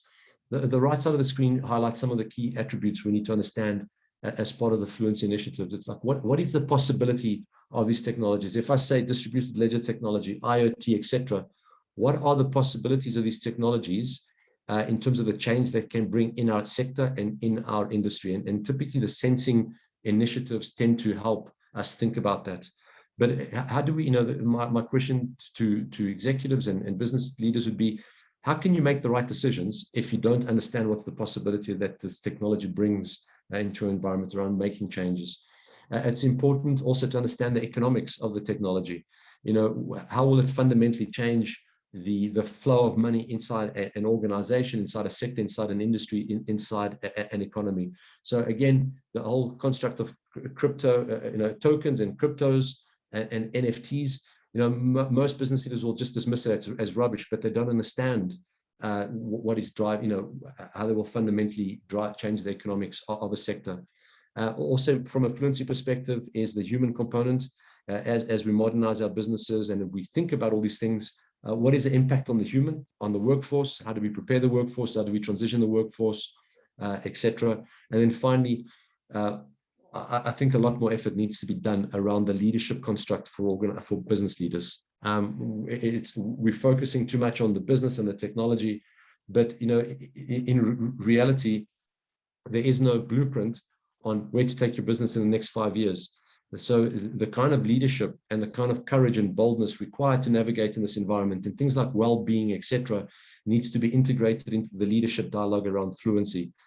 You could be the most fluent person, but with poor leadership attributes or the inability to lead teams. I think it's like running around, paddling with one oar. I think you're going to go around in circles. So the theme of leadership and human capital is probably at the highest level of amplification at the moment. The biggest challenge I see in the world of business is that HR departments are just not geared for this. HR departments have unfortunately regulated themselves to an admin function that are not actually necessarily developing human capital. So the focus around human capital development is a critical component of the fluency programs. Just out of interest, the MIT put out a study at the beginning of March. It's a crude study, incredibly crude in terms of how they got to their results, but ultimately their conclusion was that teams that are more digitally fluent tend to outperform their peers. And so from a financial metric perspective, fluent teams that were high levels of fluency, 70%, 60 to 70% and higher, tended to have higher growth in their businesses, higher margins, and higher company valuations. What's interesting is that on average, 18 executives at a region of about 18% fluency levels. So the people that have to make the strategic decisions aren't necessarily fluent, don't understand the terminology, the philosophy, etc., and the principles around the changes that they need to make. And I've experienced this personally to the extent that when I engage with organizations, we put a tremendous amount of effort in developing the fluency of boards and executive teams. And as soon as their fluency increases, our programs run a lot better because then they have confidence in the decisions that they need to make. It's not a case of someone's giving them the data and they've got to then think about the data as a leader and using a bit of logic and then make a decision. If they've got a deeper understanding of the decisions they need to make, the anxiety tends to lower in the room. Just again, some interesting data points for everyone. CEOs tend to have got a fluent, on average, demonstrated a fluency level of 23%. They're ranked number 6 in the C-suite. CFOs, 12% digital fluency, ranked number 11th in the C-suite. So the individual that's making the signing off on their digital investments doesn't understand it properly. CHROs, as I mentioned earlier, low level of fluency, 21%, ranked number 9. And chief marketing officers that have got to be engaging with your customers and making the experience positive, scored a 23% score in terms of digital fluency. So critical executives that have to fundamentally bring about change in the business have got incredibly low levels of fluency. And I'd go even as far as saying probably pre-internet levels of digital fluency. And they typically need to guide businesses in this new rapid, high-paced digital economy. I think it's the fourth principle and philosophy I want to share with you. It's the one of the ecosystem thinking. And ecosystem thinking, I think, is of critical importance to a business. And let me start off at the people level. How to think about ecosystem thinking, which is quite relevant. Is in the last while, we've all become gig workers, whether we accept it or not. We're gig workers. We're working remotely, and our companies have become platforms. So we've disconnected work from jobs. We've disconnected companies from work. And and companies have become platforms. This was a big debate 20 months ago. This debate has been completely silenced. But ecosystems go a little bit further. And so we see ecosystems forming between large organizations and small organizations. And they do that in order to amplify the output that big organizations need to achieve. So some of the companies on the screen, they're from Unilever, Coca-Cola, Lego, etc., retain their status as rapidly digitally modernizing, or being leading from the modernization initiatives or from the innovation initiatives or the design initiatives. But a lot of it is not done by them. What they've done is they've created an ecosystem environment that allows external companies, typically smaller companies, to come and work with them to help them solve some of their innovation, business challenges, digital challenges. Coca-Cola's got a lovely initiative where they engage with digital startups to help them solve some of their internal problems. And if the startup solves that problem, they don't necessarily buy them because that typically kills the business. What they then do is fund the business. So they help those businesses commercialize through to value. So, you know, a successful construct in ecosystems. South African companies are starting to get it, but they're still very cynical about working with small companies. And it's almost impossible to work with a South African corporate because of all the governance and bureaucracy that goes with it. And I'll touch on that in a second or two. From a people perspective, we're seeing ecosystems. So before COVID, we were, you know, not unconventional jobs were already the fastest growing component of employment in North America.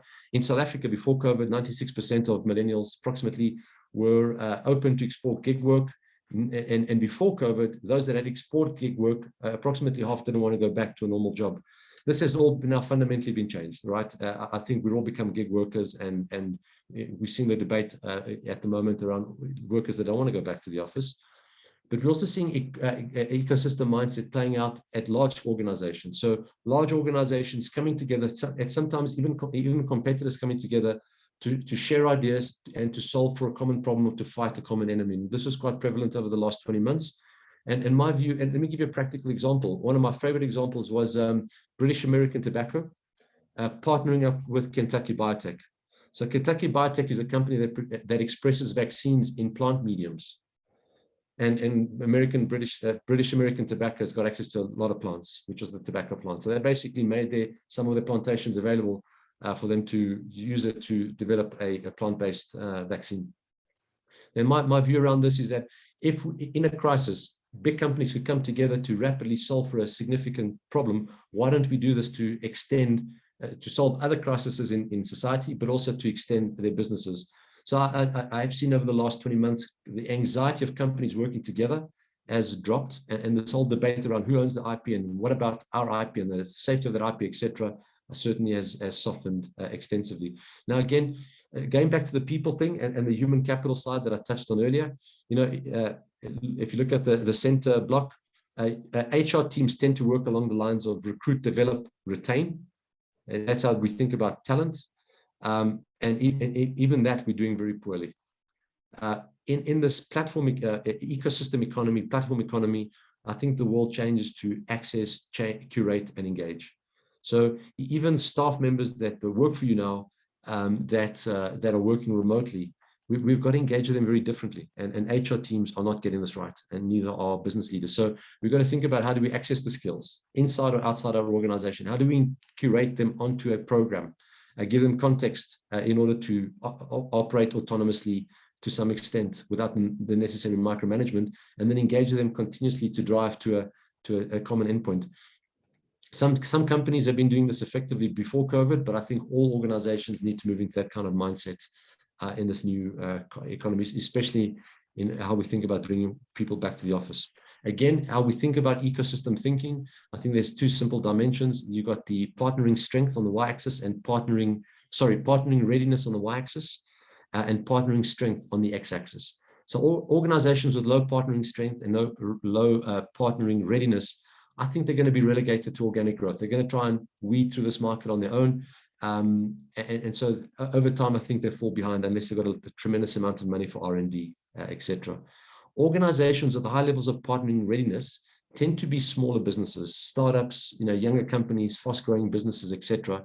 And typically when large organizations look at them, they tend to dismiss them. So they're small, they're keen to work with us because they're going to benefit from us, and that we view them to have limited market expansion capability. So we dismiss that. But those could be typically the future leaders in that sector. Conversely, South African companies, specifically in the corporate world, we've got very strong partnering strength because of our market dominance. We've got a couple of banks, a couple of retailers, a couple of telco companies, and they've got very strong dominant positions. However, they tend to have very low partnering readiness. Many of them will talk about partnering and they want to do it, but their processes, their governance, their bureaucracy, their risk appetite makes it incredibly difficult to do. And I can't remember which organization or sector they were in, but they were very proud that they reduced the time to engage with an external partner from a couple of months to a couple of weeks. And I think it was 5 to 6 months to 5 to 6 weeks. And while that's a significant improvement, it's completely unreasonable to take 5 to 6 weeks to engage with an ecosystem partner, specifically a smaller company. They just can't afford it. They need to be moving all the time. So big South African companies that have got high partnering strength but low readiness, I think over time, their route to market will become slower. There are new products, their R&D will become more expensive, riskier, and their route to market with products and services will decrease, and perhaps we might see some market erosion. So again, we need to get to that point where we retain our partnering strength, but encourage organizations to think very differently about some of their governance processes, not in any way to take additional risk, but just to question why are we doing certain things, or how do we refine processes. And again, from my personal experience, I've had organizations where it's less about the governance of the process to partner with them, but more around the high levels of uncoordination and lack of process to get the partnering process done. So their partnering processes are dated, and it's almost like painted on paint over many years, and no one's ever gone back and just redesigned that entire process. So perhaps an opportunity lost and something to focus on for large organization. Valter? Next principle comes, yes, Leslie. Apologies, just watching the chat and this very strong theme around leadership mindset, human capital, and fluency. Ruane has popped a question into the chat box. What is the difference between fluency, adaptability, and flexibility? Good question. I think, fluency, I talk of it, think of fluency as learning and development. So fluency is my ability to understand the terminology of our economy, to understand what IoT is, as an example, to understand the economics, its possibilities, how it will influence a market, how it will influence a business, how it could be deployed. It's not necessarily understanding how to, the deep technology constructs. It's really understanding the positive attributes and the negative attributes of that technology, so we know how to think about that in the decisions we need to make for an organization. That would be fluency. I think adaptability could speak to two things, and perhaps, Ruane, it's adaptability, perhaps. Yeah, I think that point around James, it is relevant to everyone. It's an education construct, fluency, without a doubt. Adaptability could speak to two things, and flexibility. Adaptability could speak to the leadership mindset. In other words, our ability to challenge our paradigms, our ability to stay in touch with the reality in the market, so we're constantly refreshing our knowledge and our understanding of things. But it could also be our adaptability in terms of changing strategies quickly. So if we've got a 5-year strategy, but the market has changed, we don't necessarily have to be rigid about it. Let's make tweaks. It's almost like navigating to change. And adaptability could also be brought into the discipline of execution. And so it's important that when we develop the new organization for the digital economy, that we bring a tremendous amount of adaptability and flexibility into the structures that we build into the economy. So previously, we would build these complicated architectural constructs, deep technology infrastructure, and then the organization was cemented in to that architecture and that infrastructure forever, for the next 10 years, 20 years. And we've seen banks struggle with this. They refer to it as legacy. So that adaptability and flexibility from an operational construct is, how do we think about creating an architecture construct that in 2 years' time, we're able to change it, unplug something and plug something in, so that the organization is flexible and can grow on it and sort of tries and steer away from legacy. I hope that answers your question, Ryan. Let me know. I can expand on it if necessary. But I just want to go back to fluency. I think James got it. Fluency is an education thing. You can't talk to a banking executive around tokenization and decentralized finance unless they understand the attributes of the blockchain, or attributes of distributed ledger technology, and where the utility lies. Just as a practical example. Okay.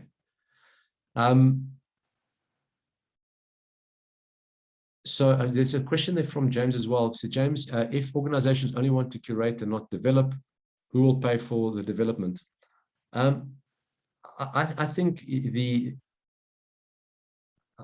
if we curate and engage appropriately, that drives development.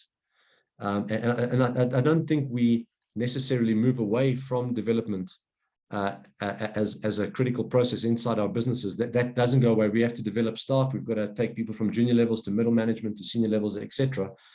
I suppose the point I'm trying to land is that we need to evolve how we think about people. So we made it a very linear process. I'm going to find the talent in the market. I'm going to develop the talent, and then I'm going to retain the talent at all costs. And I think we don't get that right because, you know, we see it as a functional thing. And it requires a lot more input, for example, to retain talent. Where in this environment, I think we need to retain, we still have to attract talent, we still need to develop talent as well. But in how we engage with them, how we lead that talent and how we develop them probably has to be questioned. We can't do it like we've been doing over the last couple of years. And a practical thing is just go look at the learning and development programs of many corporates. It's a painful process for the people to go through their learning and development programs. You know, people don't want to do it. They've almost got to be, you know, like forced to do learning and development. And the programs are typically, you know, they repeat for many years. An organization with a good L&D program is typically one that, you know, is refreshing the L&D program on an annual basis. It's one in which people queue up to get into those programs because they see it's augmentative to their career, it builds their career capital. And we've even seen some organizations say that they just can't keep up with the learning and development requirements. And so what they will, for their middle management and upwards, they'll say, we're going to allocate a budget to you. Let's say a $10,000 budget, a $20,000 budget. You decide how you want to go spend it. But then you've got to make sure that you stay up to the development construct. So they provide context in terms of how they can spend the money, but then they sort of step out the way and allow the individuals to go and curate their own learning and development. Could be through universities, through conferences, through specialists, whatever the case might be. Hope that adds value to your question, James. The next construct is, go for it. Yeah, I guess just as a business school, you know, we want to get people to put big bucks down for programs, right? Who pays for the license and the driving instruction for the Uber drivers? Not Uber. And so I think it's just we need to start rethinking about our business model as a business school as well. You know, where in the past people had super long relationships, they had leadership development programs. Dropping a couple of R100,000 on someone's MBA was in line with that investment philosophy. If you're now looking at a proliferation of gig workers, shorter term contracts, I think it's very challenging for us as a business school to face up to these realities as well, is to say, what is the commercial model? Who's going to pay? I'm not saying that there's not funds available for that, but who's going to pay for it? How's the funding going to work? How are we going to, as a business school, operate in this a digital space where these employment relationships are changing fundamentally? You raise an important point there, James. And I think one other dimension to add to the conversation is, what if corporates stop spending money on digital, on learning and development, and individuals start spending on their own learning and development? So currently your relationship is with the corporate and you try to curate their business. But if you see, like the likes of Bank of America is one, Delta Partners, well-known consulting company, is another that just comes to mind right now. They provide their team individually with the budget.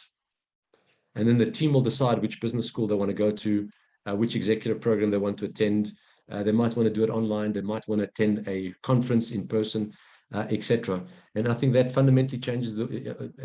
I would certainly be very curious to think about, how do I attract resources to the university? How do I attract talent to the university to come and learn off our platforms, and various formats of platforms, in-person, hybrid, immersions, you know, what is driving the interest of the individual. And it's something I'm going to be experimenting now in next year in my business, and we're small, so we don't move the needle in any extent. But we, for example, our learning and development is baked into our culture. And there's two constructs. Currently, we get individuals in the teams need to go and do their own learning and development, which I fund. But then they've got to bring it all back into the business. So one individual, the team will decide up front, this individual wants to learn, you know, DLT, the other one wants to learn digital economics, etc. They go and curate the information and the knowledge, and then they come back and they run learning sessions internally inside the organization. Now, it works because I'm small enough. But you know, and what I want to experiment with next year is increasing the independence and autonomy I give them in terms of finding their own learning platforms. And the key thing is and yes, the other challenge to you is that I don't want them to go learn on traditional platforms. I want them to go find platforms that are creating the content, not reproducing the content. So I want them to get as close as possible to the source of the knowledge in terms of their learning programs. Great. Let's see if there's any questions. Yeah, there's a comment. I said James' comment. Okay, cool. If I go on to the next theme then, James, it's around the platform economy, and this could touch on, I mean, again, it touches all businesses, but even yours, even the faculty. So the platform economy construct is going to be a $60 trillion, $70 trillion market in the next couple of years. I mean, 5 years or so. And what it suggests, and if you take a look at the size of the number versus global GDP, what it suggests is that many companies, and I would go even as far as saying most companies, have started migrating onto a platform economy principle, or they are thinking about it. And the platform economy, I think, is super important in order to increase reach, to run more efficiently, and to engage with the new consumer.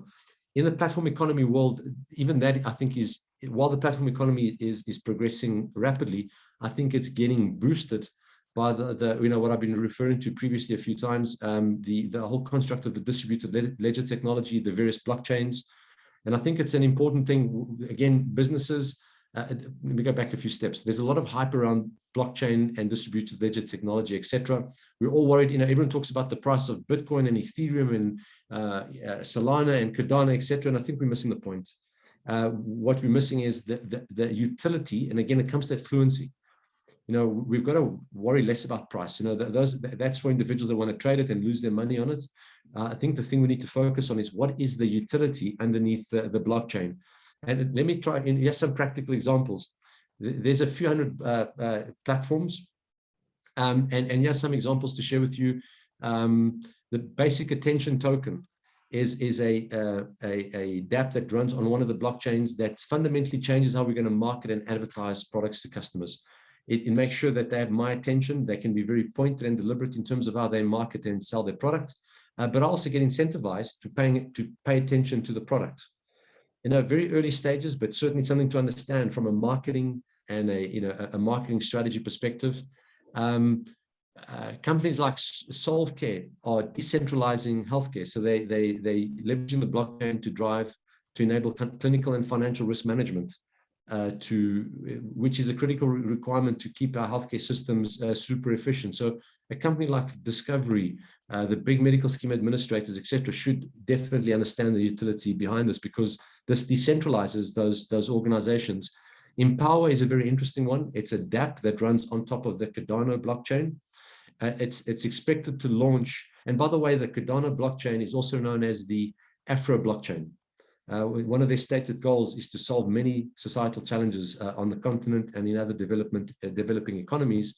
But Empower specifically, their stated goal is to launch by 2023, and their platform will enable the financing and funding of the construction of 50 million low-cost houses. So practically how it would work is I would buy tokens on the Empower platform. My tokens are equivalent to money that gets passed on to qualifying property developers or constructors. They build the homes, run those properties, and then the rents get paid back onto the platform, and I receive my dividend off the platform. So it becomes a different way of investing into the property market, and also to unlock financing for the property sector. Kustos is a South African company, quite interesting. They're using the blockchain for crypto security. So they embed a fraction of a token in important documents, like think of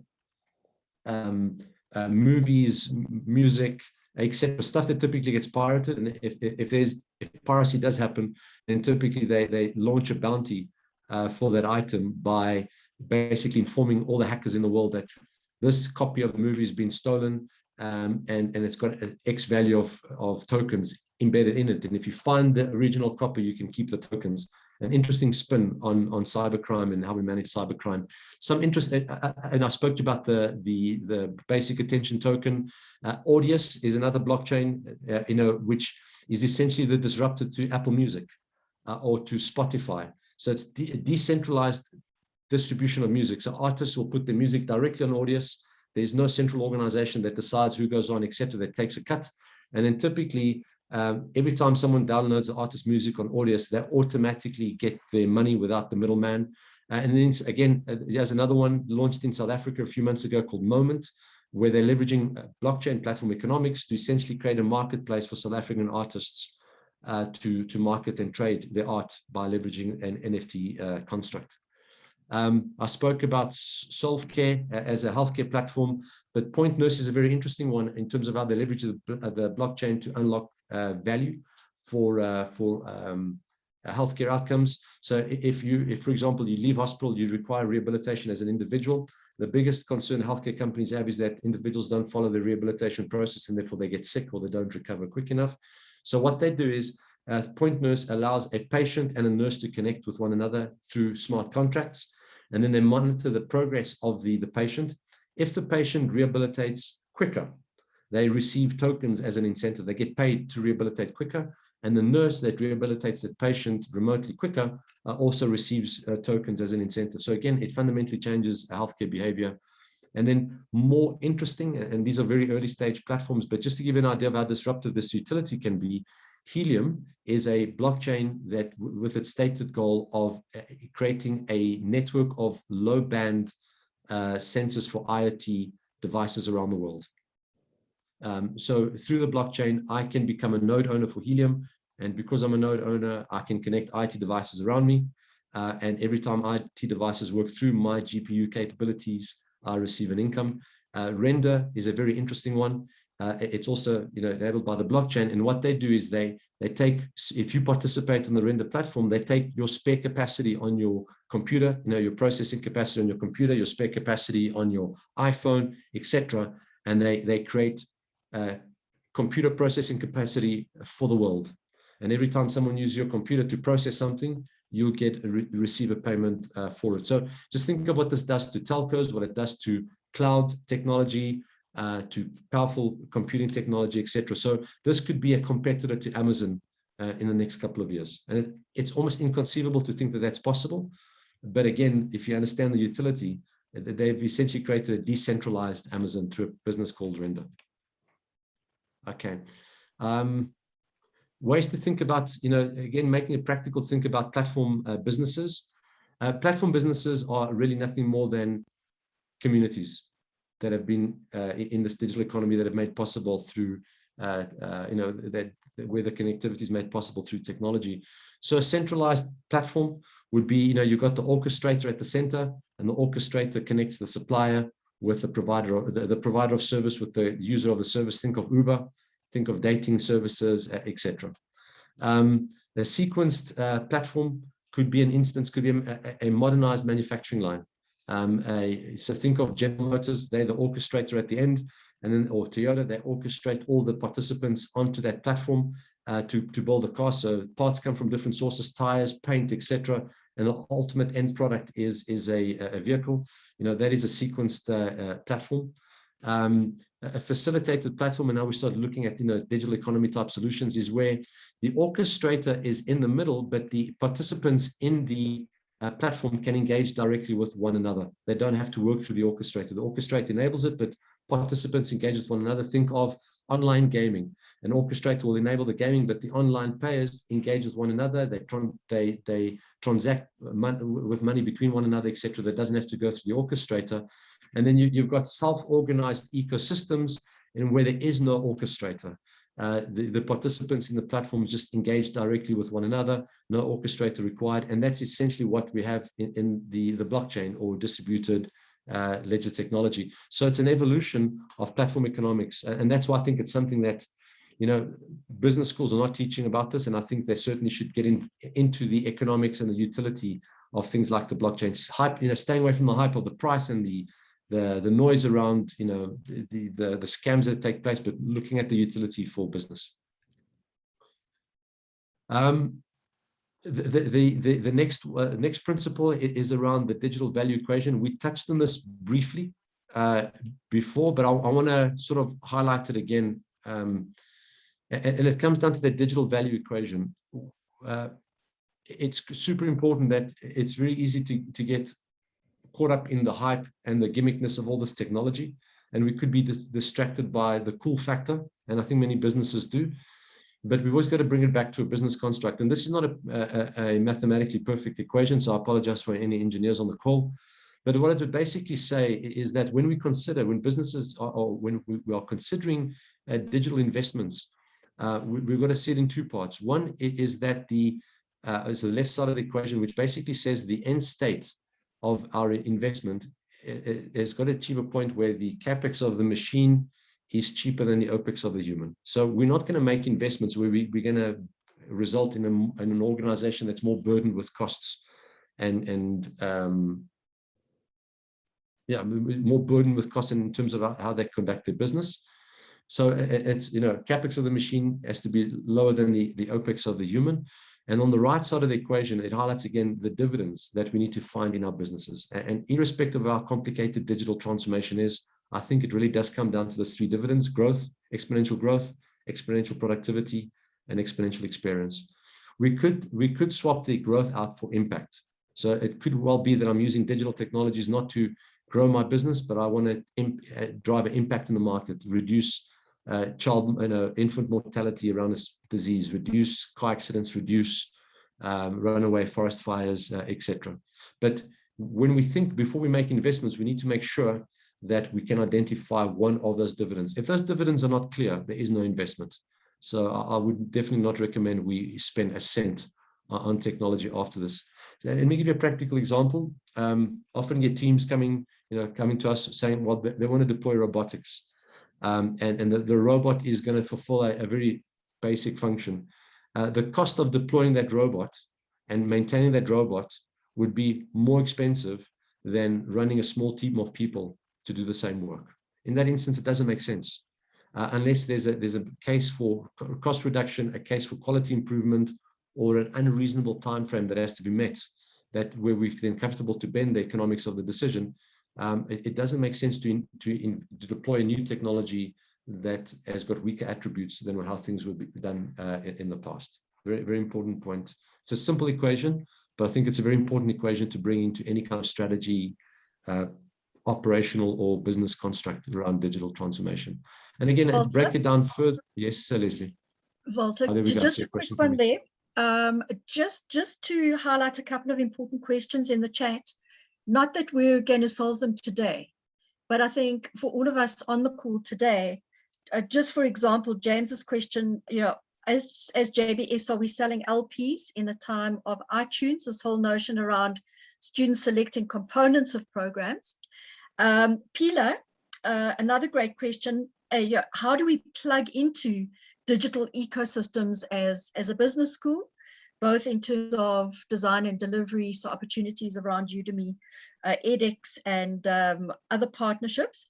So just to encourage our colleagues just to keep noting these questions as they are coming up, because we do need to think about these going forward. There's a strat session coming up toward the end of the month, and certainly these are questions that would need to go in there.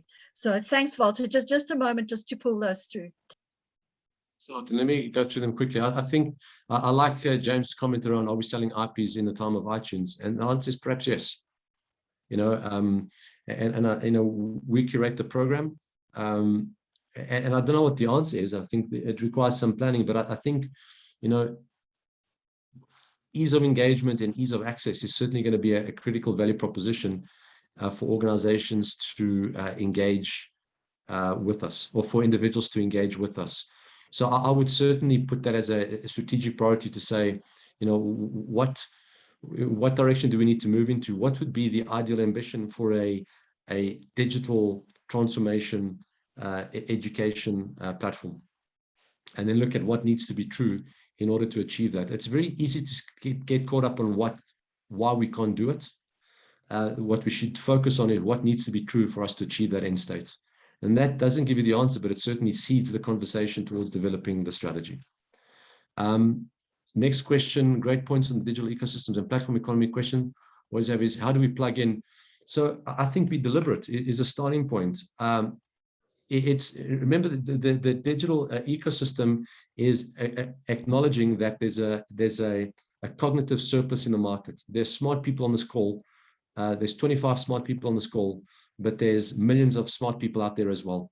And so it's about, I think intellectually we get that it makes sense to engage externally. Two things that we need to do is probably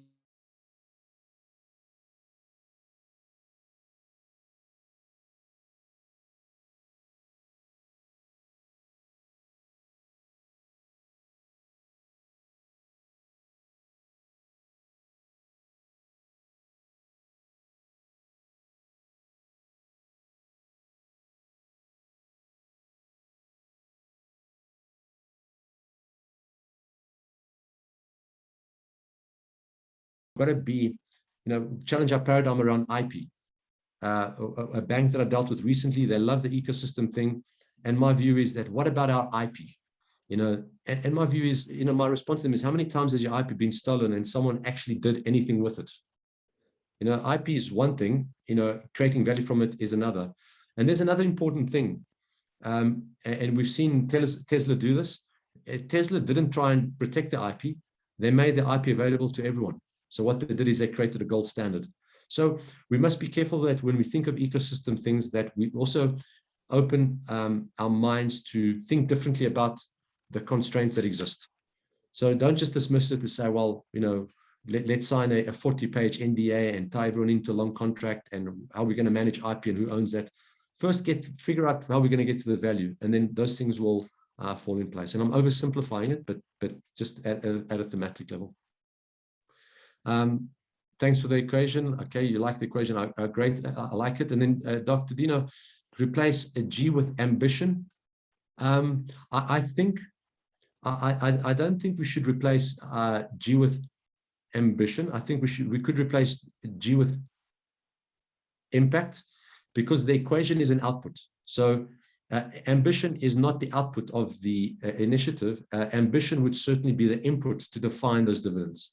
So I would put A probably on top of that. So ambition in the digital economy needs to be either exponential growth, exponential productivity, or exponential experience, if that makes sense. And again, it might not be a monetary thing, and then we can change it to I.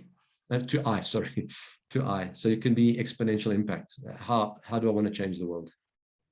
I hope that resonates with you. Cool. And I think there's one more question. I suggest we replace. There we go. I suggest we replace A with or the ambition with I. Identity. It's interesting. Okay.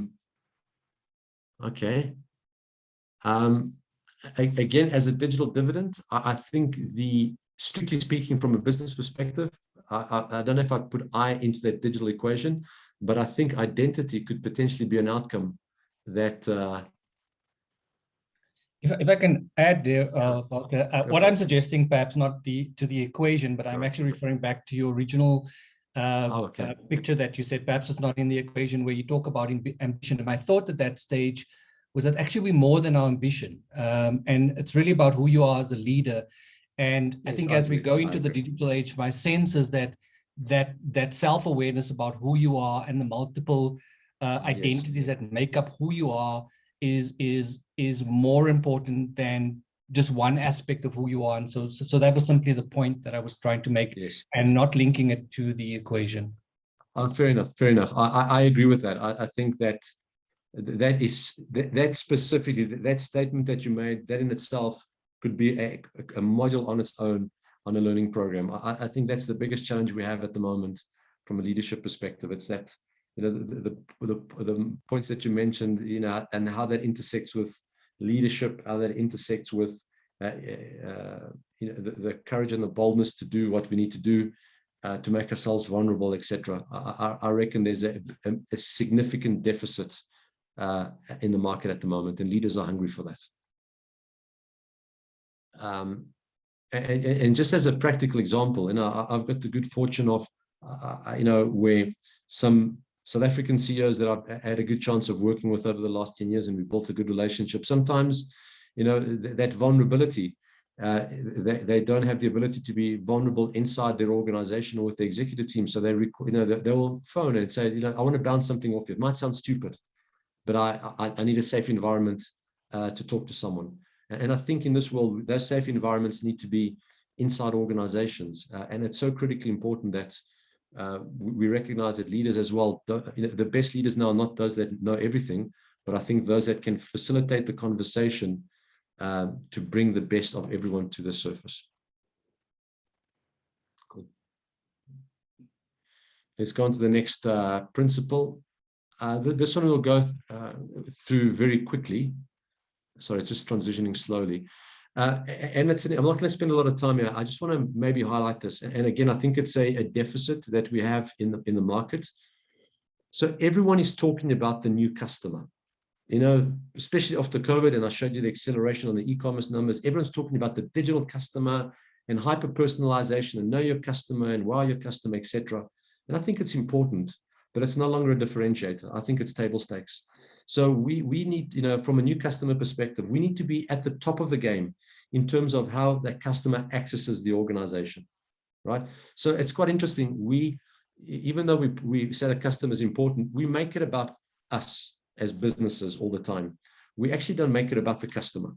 We don't envelop ourselves around the customer. We try and make it we try to get the customer to envelop themselves around us. So in that narrative, we're always thinking about how does the customer access the organization? How do they select the product? How do they receive the product? How do they consume the product? And how do they repeat that process? And that's important because that keeps customers coming back, and you look at customer experience and UX and all those important themes that come into the conversation. But I think what we may have seen in the last 20 months, and again, an opportunity for thinking differently about marketing and customer engagement and customer transformation and even digital transformation, is while we're talking about customer, the world, I think, is evolving into a new type of consumption. So customers are all there, but consumption might fundamentally change. So a simple thing is we talk about personalizing everything around the customer, and perhaps we need to be in a world where we go beyond the customer and we understand the customer's dynamic network. So the Woolies might know how I buy, Clicks might know how I buy, and maybe Dis-Chem knows how I buy, but no one knows. The value lies in how do I move between these organizations? What are my trigger events? When I buy the newspaper, do I buy a coffee, or is it I buy the coffee because I bought the newspaper? What are having insight into the customer's dynamic networks, I think, is incredibly valuable. And this is why the super app or digital platforms are going to be a winning proposition, because customers, or the metaverse even, because customers are going to be engaging in this digital construct, and we can see how they move between the real life connections between points and between consumption points. And that fundamentally might change the way in which we engage with customers and market to customers. I think we're entering a world of purposeful consumption. And purposeful consumption would suggest that, and I think we may have all experienced this on the call, we probably have reflected on our lives over the last 20 months in terms of what we need, what are our, we no longer just rely on the attributes of the product, but is the product good? Does it harm society? Does it harm the economy, etc.? But also, I think, Herman would have spoken, about this millions of times, that, people don't need drill machines, they need holes in the wall. And so I think that is now more amplified, where we're probably going to move into a world of hyper consumption.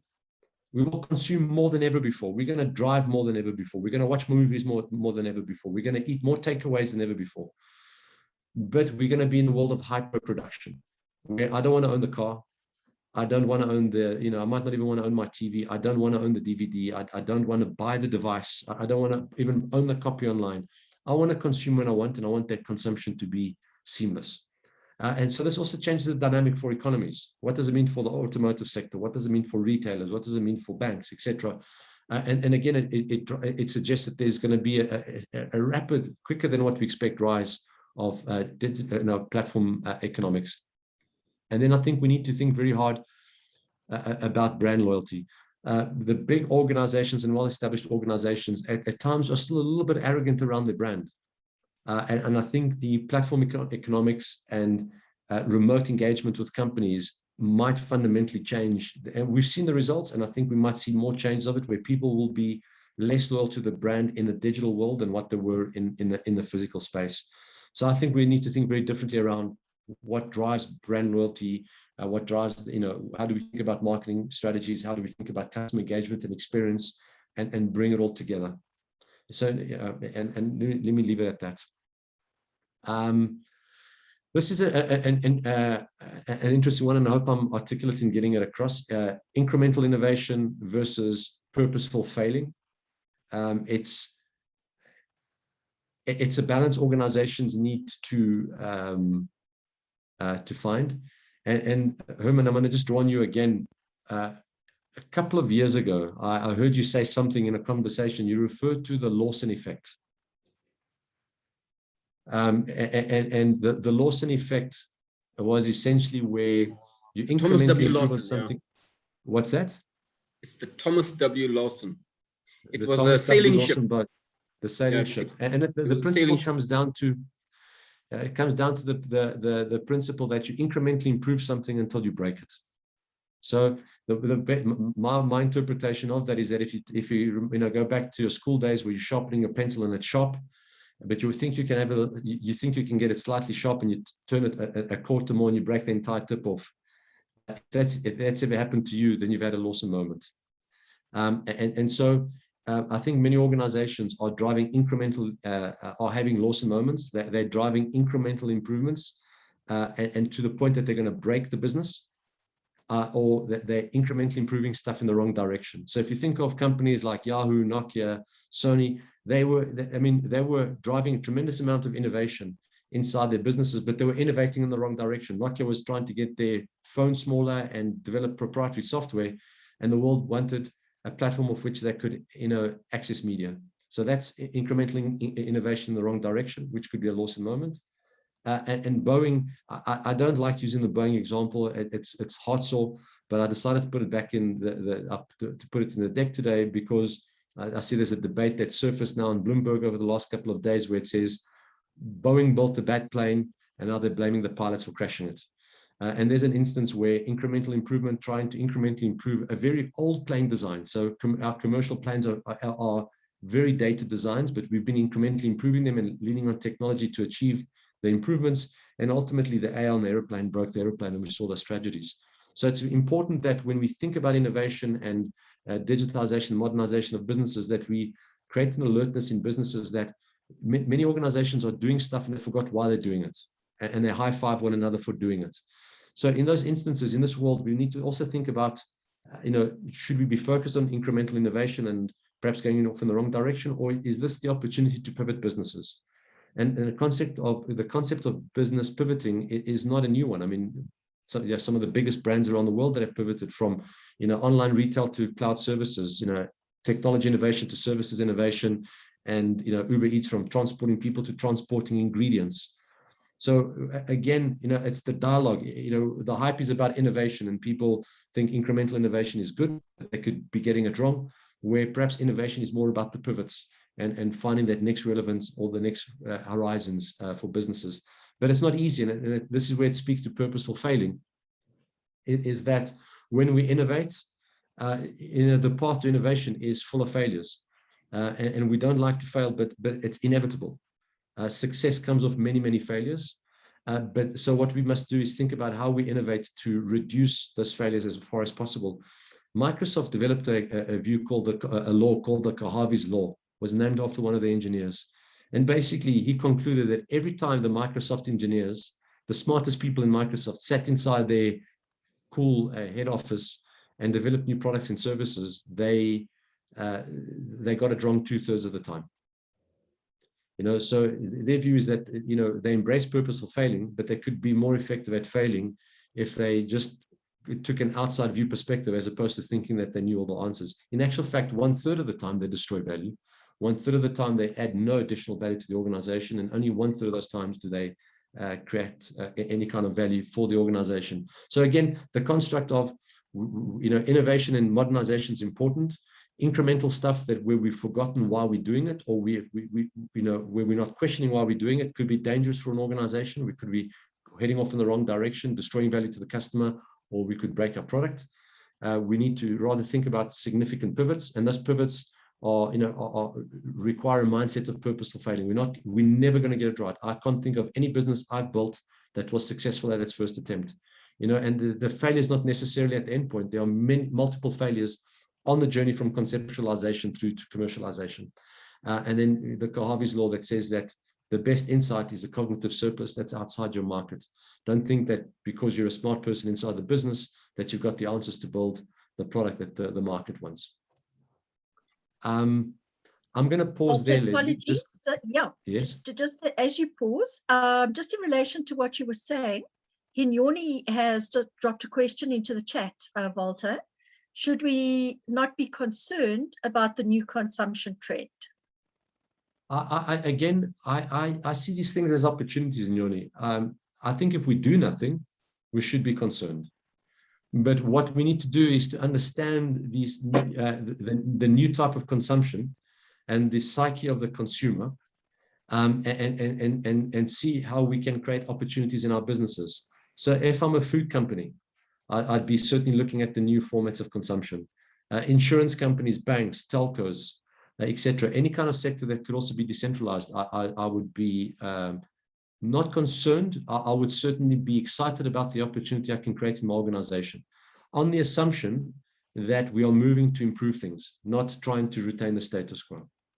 And again, from a university perspective, what is the consumption model for education? I don't know what the answer is, but is the consumption model many micro conversations, the same way as you play games? Is the consumption model going to be in the metaverse, where people aren't going to come to your campus, but they're going to log into Decentraland, and the Johannesburg Business School would have built a digital campus in Decentraland, and people are going to engage with one another virtually on these platforms. And then they're going to leave your campus and teleport themselves to their office, which will also be in the metaverse. That could be many years away, right? But that's certainly how Facebook is talking about it. But I would certainly look at consumption models and see what are the opportunities to bring about change. And it doesn't have to be a 0 or 1 change. I would certainly encourage organizations to start experimenting. And again, embrace that mindset. If you experiment and you test and there's value, do more. If you experiment and you test and there's no value, stop and change direction, or try to do something different. I hope that answers your question. I'm going to suggest we pause here for another 5 minutes, and then we go into the last stretch. It's probably another 15 minutes, and then I'm wrapped up. Fantastic, Walter. And then we can just go into the breakaway rooms, just give people a bit of a time just to think about the impact of all of this. Correct. Thank you. Would everyone like a longer than a 5-minute break? 5 minutes is almost how long it takes to make a cup of coffee. Would you like a 10-minute break? Nods, shakes. Yes, 10 minutes is better. 10 minutes is better. Okay, yeah, cool. Let's we'll see everyone back at 11 o'clock. Yeah, thanks, Walter. Thank you. Theme of future of work and jobs. And this has personally become a very important theme for me, for a variety of reasons. One is that in the South African and African construct, we do have a challenge around jobs. And when we think about modernizing and introducing technology into organizations, the risk of job losses is certainly top of mind. And it was important for me at a personal level that as I've built out what is now one of the largest digital capabilities on the continent, and even the work that I'm doing now, is I didn't want to be driving a cause of a job route. And so I spent a lot of time in the space. And the conclusion that I'm at the moment is that there is risk. However, if we do things properly, I think we could create more jobs than ever before, even with the South African constraints. The other thing that I want to just mention before we get into this is that the complexity of talking about work and jobs is very high. There's many dimensions to the conversation, many dimensions around the future of work, and many different perspectives. Perspectives will vary based on the industry that is represented, the function of the individual, and the level in their career. Are they starting off as a young analyst, or they're wrapping up their career as a CEO, for argument's sake? So all these different touch points will influence people's views on the future of work and jobs. So I tend to steer away around granular conversations around the future of work and jobs, although I'll have them. And so over the next couple of minutes, I'll share with you some principles that I think we also need to embrace as we think about the future of work and jobs, and a couple of data points that we need to embrace from a human capital perspective. As a starting one, let's see how we transition. I'm going to go back to this equation. And the left side of the equation that talks about the capex of the machine versus the opex of the human. And I'm sure everyone picked it up on the call, is that when we're talking about the capex of the machine versus the opex of the human, we're talking about human replacing technologies or perhaps human augmenting technologies. And that becomes very emotive, hype again, if you think of, I think even some irresponsible research that's been done in the space that is presents, and the media represents the research incorrectly. So they try and hype and create fear. 50% of all workers will lose their jobs once we digitize and transform economies, etc. And that's not entirely accurate, right? There's a lot of nuances that come underneath that. And something to, so a couple of important points. We always tend to, many people tend to also think of the job losses and the risk on jobs against the blue collar worker. However, I think digital technologies has I don't think it's a view by, they refer to it as the Moravich's paradox, which basically says that these exponential technologies have got a higher chance of replacing high cognitive functioning roles, like the role of a mathematician, a statistician, a doctor, etc., than what it does, than the ability it has to replace the job of a blue-collar worker or farm worker that's got to pick a delicate strawberry off a plant. So the conversation around future of work and jobs is not just around unemployment at the lowest skills of the economy.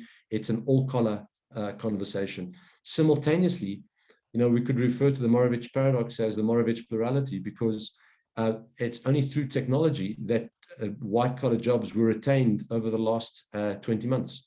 Our ability, technology allowed us to reinvent our roles and to fulfill our roles remotely, and that certainly creates the theme moving forward. So again, it highlights the construct that if we deploy the technology appropriately and against a certain set of guardrails, and we do it in an orchestrated and structured way, we probably create more value than ever before. Here's some data points.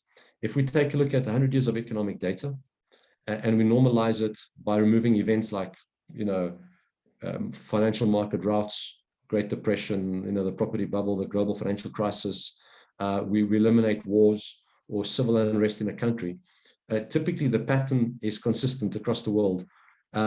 Organizations, industries, and economies that have been quick to adopt technologies to fulfill the function of the economy better have tended to outperform economies that have been slow in adopting new ways or new innovative ways of running their economy.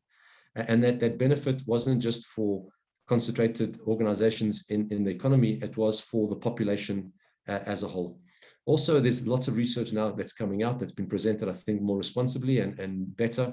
And so World Economic Forum in survey work that they did about 2 years ago highlighted, they surveyed thousands of executives representing hundreds of thousands, perhaps millions of people around the world across a variety of industries. And their conclusion is that for every job that we lose, if we are organized and structured, we'll create 1.74 jobs. Research done by consulting companies in the UK highlighted that for every job lost to technology, an additional 4.5 jobs were created. Now, granted, those studies typically looked at technology jobs that were created. Enrico Morietti recently published a book, The New Jobs of Geography. I think he's with Berkeley, if I'm not mistaken. He heads up the economics department at Berkeley. And he studied, one of the points that he highlights is that for every job we lose as a result of technology, we will lose an additional 1.6 jobs, the secondary effect of that job loss. However, for every one job we create as a result of technology, we will create approximately 6 additional service-related jobs around the world as a result of that new tech. And I think in the last couple of months in South Africa, we've seen that. Although our job numbers are very poor, but what we have seen is the rise of e-commerce has created a network of e-commerce enablement jobs. So, I'm not saying that they're necessarily the best jobs, but we've got a lot of people now delivering food to our homes. And in some instances, they're delivering one item where we're too lazy to go to the store to get it. And I'll share with you a few examples around the world where this is a phenomenal job creator. So again, it speaks to that, if we enable the transition in a structured and orchestrated way and we plan appropriately, I think we'll create more jobs than ever before. Where we will lose jobs is where in two elements, is where organizations resist the change and they lose their competitive edge. They either operate at a too expensive rate, too a higher cost rate, or they just can't compete in the market with regards to products and services that digital consumers want. Those organizations will disappear and all those jobs will get lost. I think that's the key thing. And I forget the second point I wanted to highlight. It'll come to me, sorry, around job losses. Oh yes, the other one is where organizations leave it for too late to transition. So we've seen some, I don't want to mention organizational names, but we've seen it in the banking and in the telco space where they've transitioned into a digital format, but the transition was sudden. And so the ability to reskill and reorientate the workforce into new functions, they've lost that opportunity. So it typically becomes what we would call in South Africa, 189 process, where jobs get lost and people get displaced, etc. We have seen great examples across Europe where organizations and economies and countries have been very deliberate about workforce transition. And they've been very clear that, individuals might not have formal education, but they've got the skills that, they've got the capability to be trained to transition into new roles or to leverage the technology. And in instances where the workforce can't transition for a variety of reasons, like my dad was a factory worker his entire life, there was no way he would transition into a digital role just before he retired. So in those instances, countries are allowing those workers to go into early retirement, so they create a social safety net to catch those individuals, to take anxiety out the system. And whenever they put those processes in place, the resistance to transition reduced quite significantly. So again, a critical component of strategy development when we think of transforming our businesses. A couple of things that I touched on these, but I just want to bring them up again as critical components of future of work and jobs. And again, from an ecosystem perspective, we had a brief discussion on this, but we also need to think about how do we bring skills into our organization. So the South African skills are highly mobile. They don't have to immigrate anymore to get work overseas. We're able to deliver work anywhere in the world, and we can operate remotely with a South African address. But it also fundamentally, the organizations need to think differently about how they manage those resources, and we discussed that. Secondly, around lifelong learning and fluency, what's quite interesting, and you won't see it in the graph, but the colors will hint. That graph was a study done by Harvard University, and it's got two, the axes on the y-axis is social skills, the social skill quotient, and on the x-axis is a mathematics skill quotient. And it's quite interesting that the grey jobs are jobs that don't see a change. In other words, we don't see a decline or an increase in those jobs. The green dots highlight jobs that are seeing an increase, and the blue dots are the jobs that are in decline. Now, if you look at the pattern, you'll see that there's no pattern on the x-axis, in other words, mathematical quotient. But there is a pattern on the y-axis, social quotient. And so what we are seeing again is confirmation that potentially where the job creation is where there's a very strong social element, human engagement. So it's quite interesting that in this digital environment, the differentiator for the human is being human. And so things like jobs like financial, accountant jobs, actuarial jobs, etc., are the jobs in the lower, with lower social skills, and they're also grayed out. They're also the blue jobs, so jobs that are potentially in decline as a result of these technologies. Whereas if you see at the top, you're seeing jobs that require, healthcare related jobs, legal jobs, sales orientated jobs, etc., that tend to grow. So it would suggest, again, moving towards a service orientated type economy is critical for job creation in this digital economy. Connected workforce, we touched on this briefly as well, but connected workforce in the future of work and jobs speaks to an environment where it goes beyond us being on email 24/7 or speaking on WhatsApp or Slack, etc.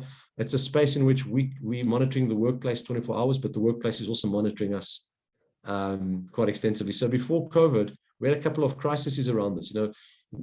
Before COVID, approximately 20 to 22% of companies were monitoring their workforce remotely. They would argue it was either for protection or for quality. But there were a couple of pushbacks where you saw the examples of Amazon, where they were essentially tracking people with IT devices, and they could work using AI. They could figure out how quickly they were packing shelves. And then the AI was informing the individual's KPIs. And every time they fell behind with their packing rate, they'd receive a text message to say, you're falling behind with your KPIs. Warning one. warning to, etc., then they'd get dismissed. So staff pushed back on that quite aggressively, and ultimately, Amazon said that they would never use that technology to monitor, to drive performance. We saw companies like Walmart, putting sound devices at pay points, and they could use sound analytics to figure out if customers at pay points were unhappy or happy in terms of the engagement with pay points. Also, there were a lot of pushback around that. Again, privacy, crossing that thin red line of ethics was the question. And then on the converse side, you've got companies like Three Square Market, which is a type of a retail business and in a distributed retail business. And in that instance, the staff was very open to be tagged with IT devices. And why they wanted to be tagged with IT devices is so that they could receive their incentives for doing their work quickly, immediately. So based on how they packed vending machines, etc., or unpacked vending machines or moved stock across the city in London, their tracking would immediately allow them to get their incentives on a real-time basis. As we've gone into COVID, staff monitoring has spiked. Organizations will say that they don't monitor staff, but they've got the means to monitor staff. They can tell you what you're working on. Did you watch Netflix the whole day, or were you working on Teams? And it's quite interesting, some of the results that are coming out from that environment. But what it does highlight is that, I suppose, from an ethical perspective, is even though we can do stuff, doesn't mean that we should.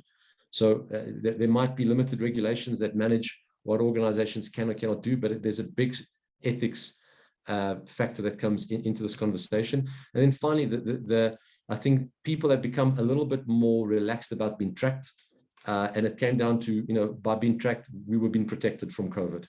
And I think that what's that done is it's relaxed the anxiety around being tracked. So some organizations are doing it more, have increased their level of tracking, and they will suggest that they're also tracking to drive performance. And Domino's is a great example.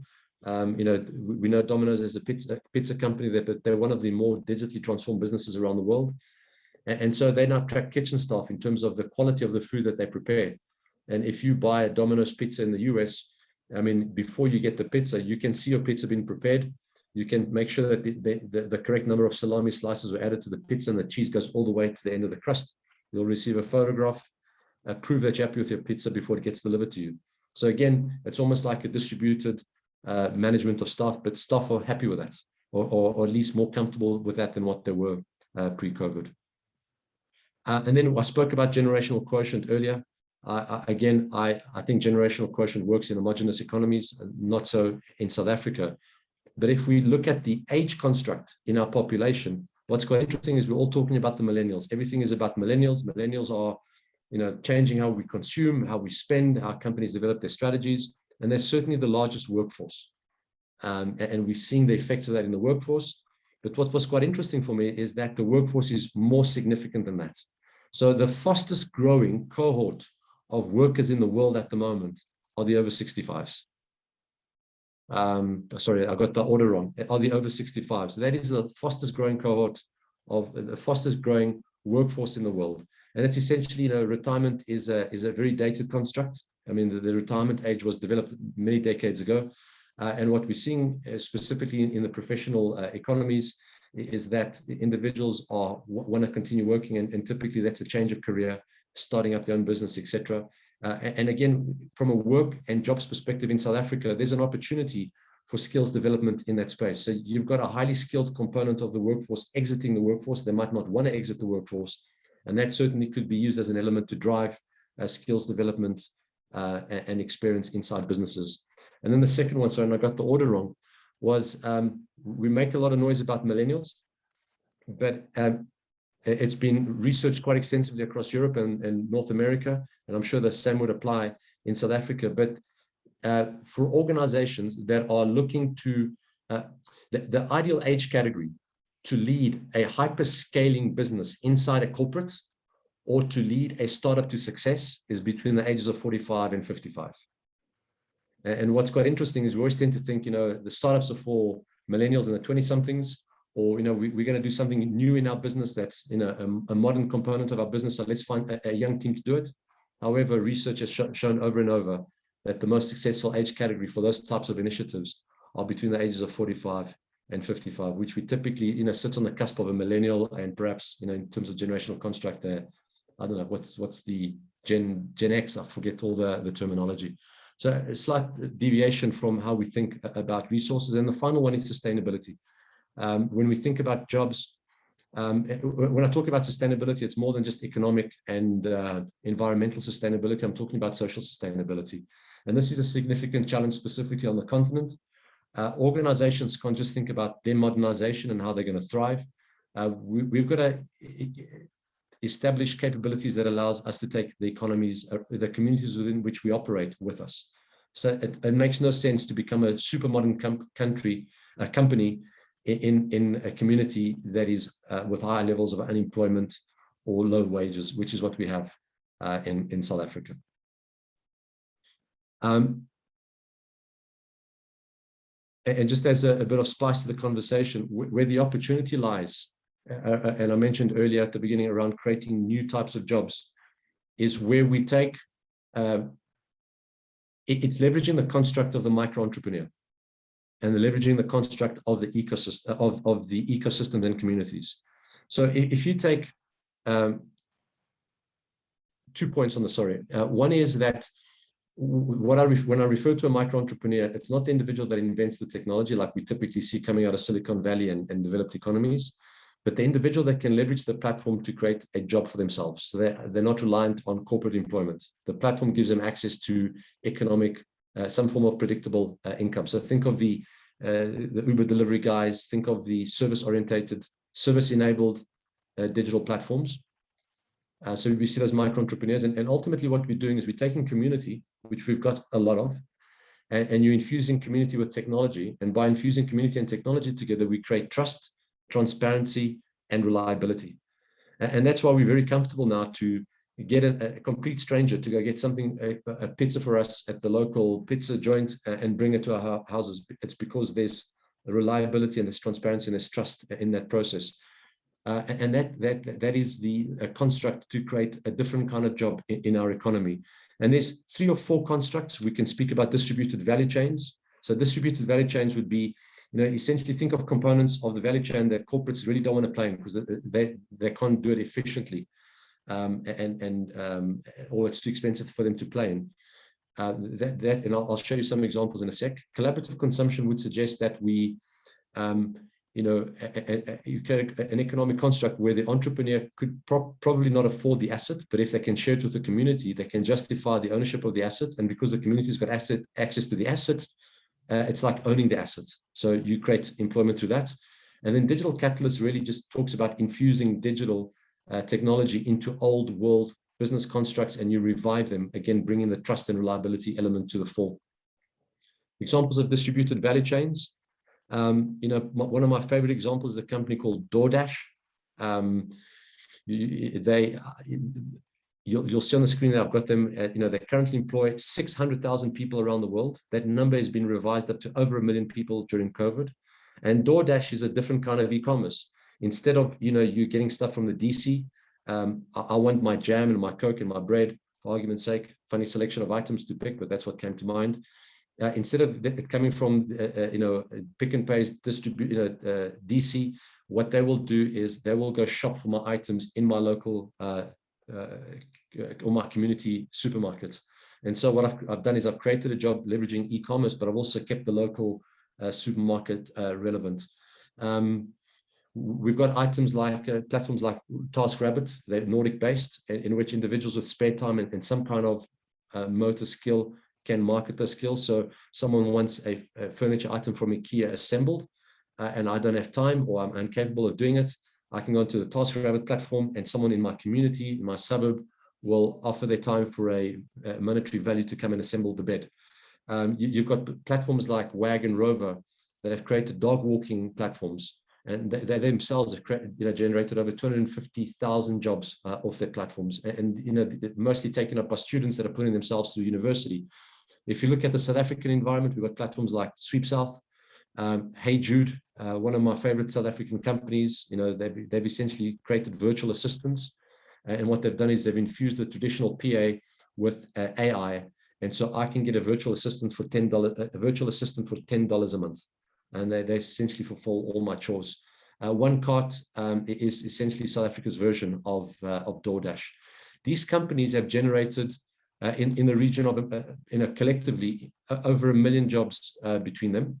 And DoorDash Sweep South specifically has created 150,000 jobs, 15,000 jobs with 150 million rand investment. So they're essentially creating a job they create a job with a 10,000 rand investment. I think that's more effective than any government program. ADX is a business that my team's built just before COVID.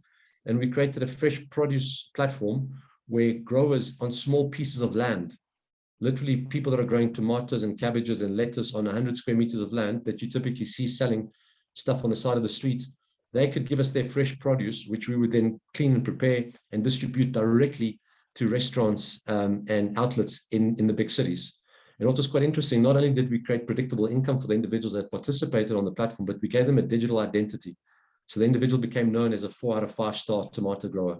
And they got access to a bank account, etc. Those jobs would not be possible without a digital platform to enable it. This is examples of collaborative consumption, where again it's about the sharing of the asset. Uber is probably one of the best examples, most known examples, but there's many that are more applicable for developing economies.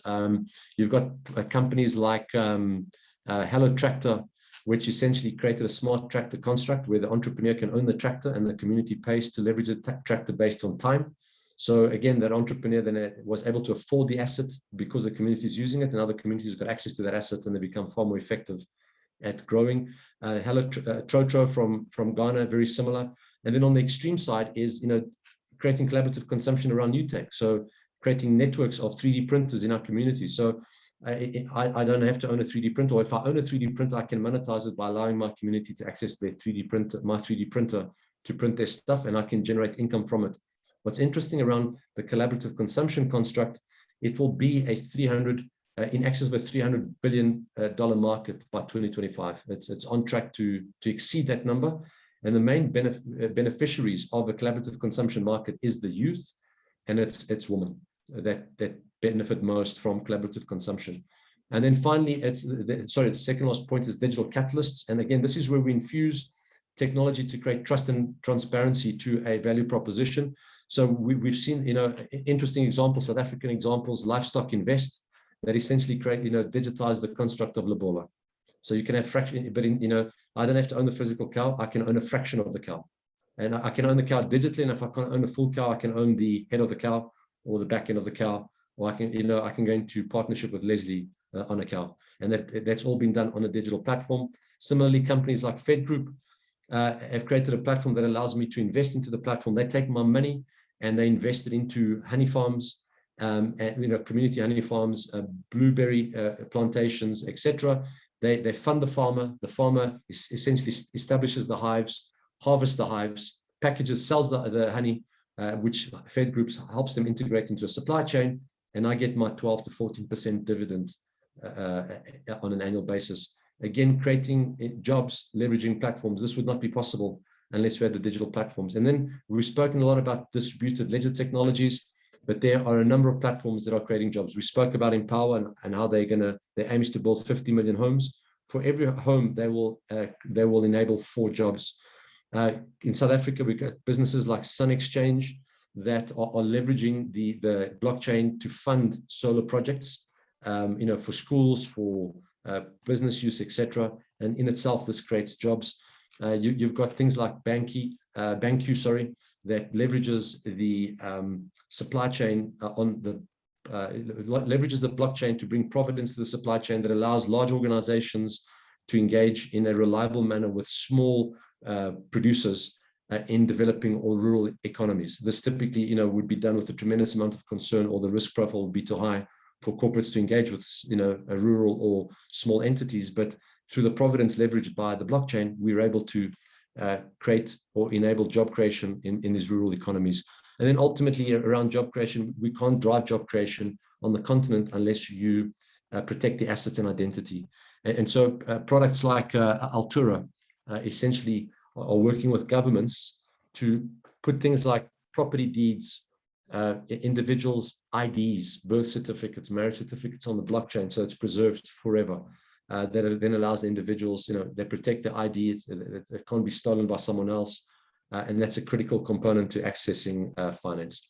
And then I'm just going to jump through this one. As I wrap up around that job creation, I think, if you remember the conversation around the digital pause, we think of that same construct in the job creation world. How do we close off the pause?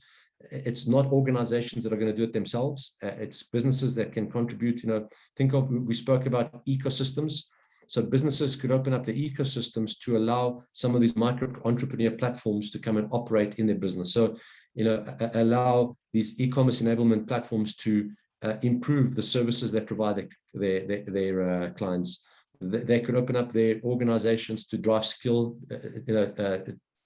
talent development and skills development or knowledge transfer. And a great example of that is every corporate currently trains their own staff in order to get to a certain level of performance. If they added an additional 5 entrepreneurs of young companies into their learning program, it wouldn't cost them 1 additional cent, but it will fundamentally change the trajectory of the startups.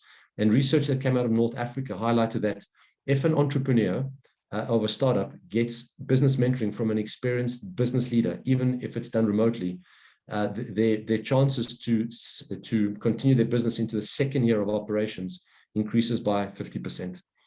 We also obviously need input from government, we need input from businesses, and then we also need participation by the citizen in that process. And each of these topics have got we could spend a whole day on each of these topics, but I think are critical components to the digital transformation conversation. And it also highlights that, again, digital transformation is not something we can do in isolation. We obviously need government input and support and the right policies, etc., organization around policies.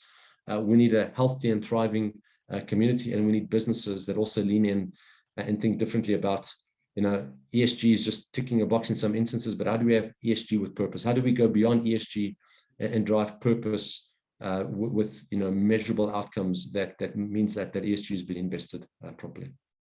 So I've spoken a lot, and I'm going to pause there. And Leslie, let's see if there's any questions, and then if we want to quickly go into those work sessions.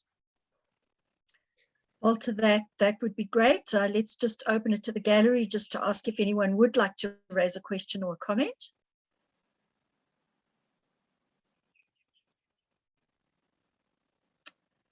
Okay, Walter, it looks like we're good for now. Thank you. Amazing input. We're very cognizant that folks on the gallery have meetings and things that are starting from 12 o'clock.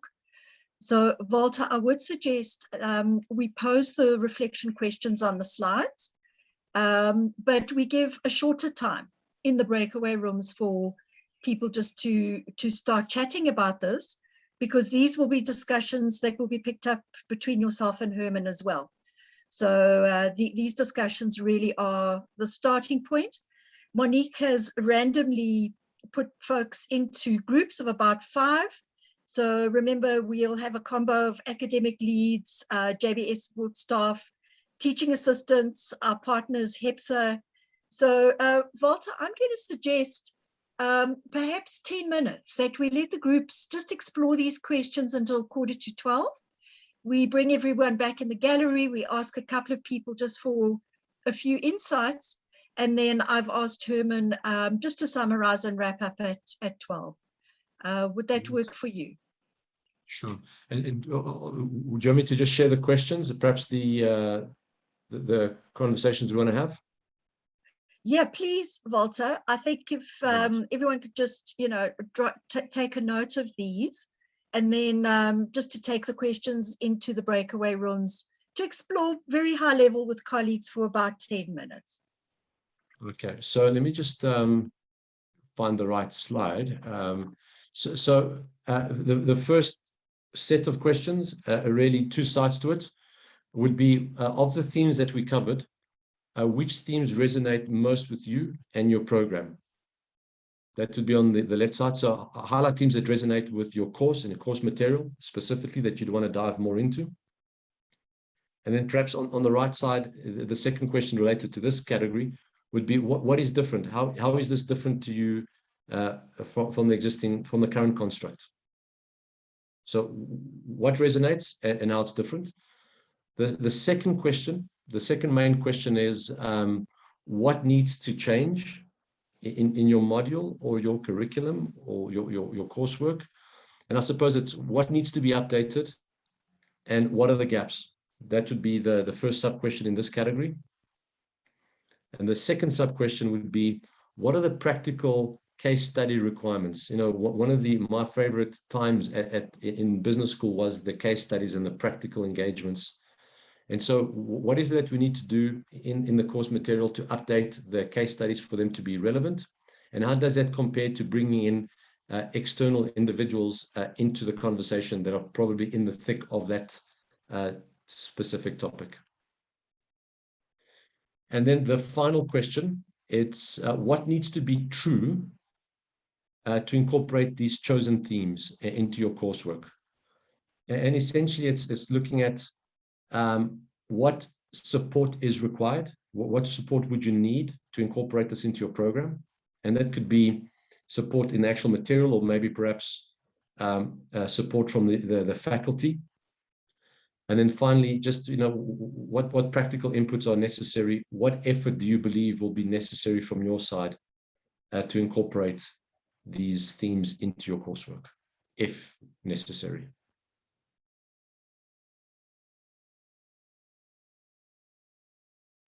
Great. Valter, thank you. So given it'll just take a minute or two for Monique just to get everybody into the breakaways, let's bring folks back into the gallery at 10:02. One or two voices just around the experience of this morning, and we'll close knowing that this is just the start of the conversation. Thanks, Monique.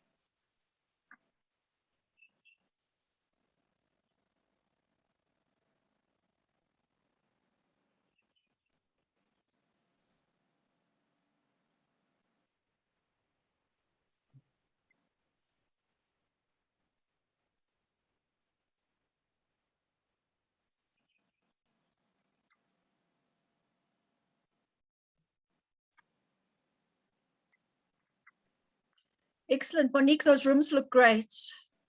Well done. Valter, I don't know if you just want to... represent your team. Can I ask you to maybe share your comments on the questions? Did I? All right. I think your words were, right, I'll so, just wing it. No. So I was very curious about the fluency concept that you spoke about. I'd love to get more reference around it, to read a bit more, get an understanding it. So my lens that I looked at it is from a leadership and organizational behavior perspective. And so that's in terms of the themes that came out particularly. Some of the other themes were around the digital capability. Where would South Africa rank based on the diagram? And this is kind of exploring opportunities from that. So it was one of the other themes that came up from our conversation. And the other two was a digital maturity model that you shared.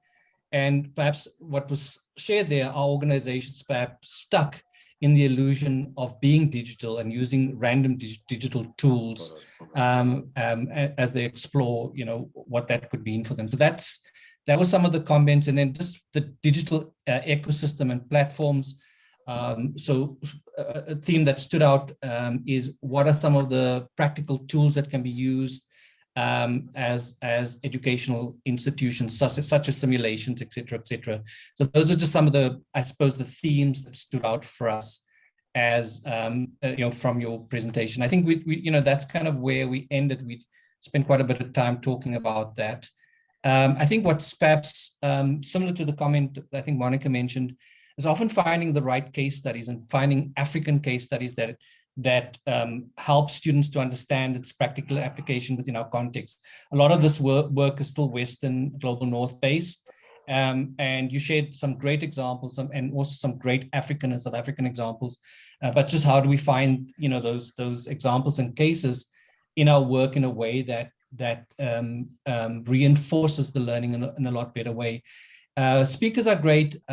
Case studies, of course, there's a different way in which it can reinforce learning, both as pros and cons, but just finding locally relevant case studies is sometimes problematic. Fantastic. I hope I covered that, team.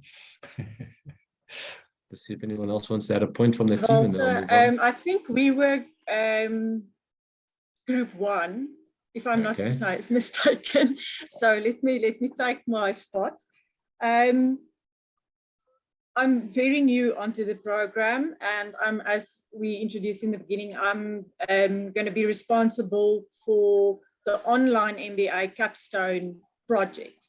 So how I've thought about it throughout this morning's session is that perhaps trying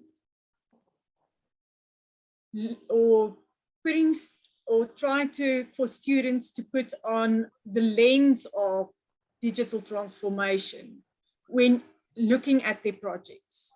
And I might be wrong, Wayne, you can correct me if I'm wrong, because I haven't engaged with the material yet, but to put on those digital transformatory glasses when they start with their project.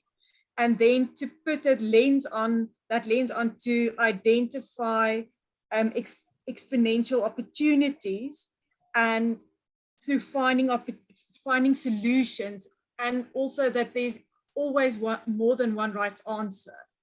To have then, through that lens, have exponential impact through creating value. And that ecosystem is extremely important in how they view their industry project, because it cannot just have an impact in one small area, because it will inevitably have an impact on other parts of the system. So I think getting their mindset into digital transformation, but also to get that systems thinking mindset going from the start in approaching this process of, identifying an exponential opportunity, finding solutions, so that they can get to exponential impact, looking at the broader ecosystem, but to always start and align with the business imperative. So yeah, that's good. It's great. It's good, really good feedback. And what I'm getting is that the structure of the module, are and foundational components of each course has got validity and is critically important. We just need to we have to infuse it and update it with some of this new thinking and new perspectives, and make it practical for the environment that we're in. I think that's really good insight, Ilse. Thank you very much. So that it's a philosophy that runs through the modules. Yes, makes perfect sense. And then the last group, I can't remember who the groups are in, but if someone can represent the group that hasn't been represented, that will be great. Otherwise, I'm just going to call out the name of the person that's directly in front of me as a guess for the group. So any volunteers there? Sariki, can I reach out to connect with you, perhaps? Or were you in group 3? Okay, I'll represent group 3. Okay, go for it, Mike. Thank you. I'm not really the right person. Our group was a bit of a fruit salad. We had a tutor, me, a teaching assistant, and Wayne Moodley, who's faculty in finance. And the big question we started off with was perhaps my interjection that I saw a list of 15 possible business models that had been researched by an American newspaper. And it blew my mind that how are we going to offer I'm putting some words into this that I didn't use in the discussion. How are we going to offer a consistent learning program when you've got the possibility that your entrepreneurs in the class are all looking at their opportunities from philosophically different business models? Wayne's point was correctly that there are some basic themes in every subject, but what we're going to have to probably become very good at is, and our example was the need to teach critical thinking. If you don't have a critical thinking skill, you won't survive. As a faculty, you won't survive that situation. Correct. So it took us a while to get there, but that was the point. It's not the basic themes. Finance remains finance. There are some basic rules that may be embodied in law, but some realities on the different business models and the different challenges that you're facing could become mind-blowing. Yeah, I agree with that, Mike, and it's an important point, and it sort of builds on the point that Ilse mentioned, which is that there are foundational components that are critical to the learning. What we need to do is infuse it with the modern business construct. So, for example, finance is finance. It's regulated to some extent, but where we need to modernize it is, investing into some of these exponential business requires probably a different perspective on valuation models than the valuation models in which you'd value a manufacturing entity, as an example. And then you rightfully pointed out that I think what's important, maybe for everyone, is that how do you create a consistent output when reality is changing all the time? Yeah. And it's quite interesting that it would suggest that the curriculum would have to change. A differentiator for the business school would be a curriculum that moves with the economy and with the reality within which we operate in, which I imagine creates some challenges, but those challenges, in my opinion, are always a hint at where the opportunity lies.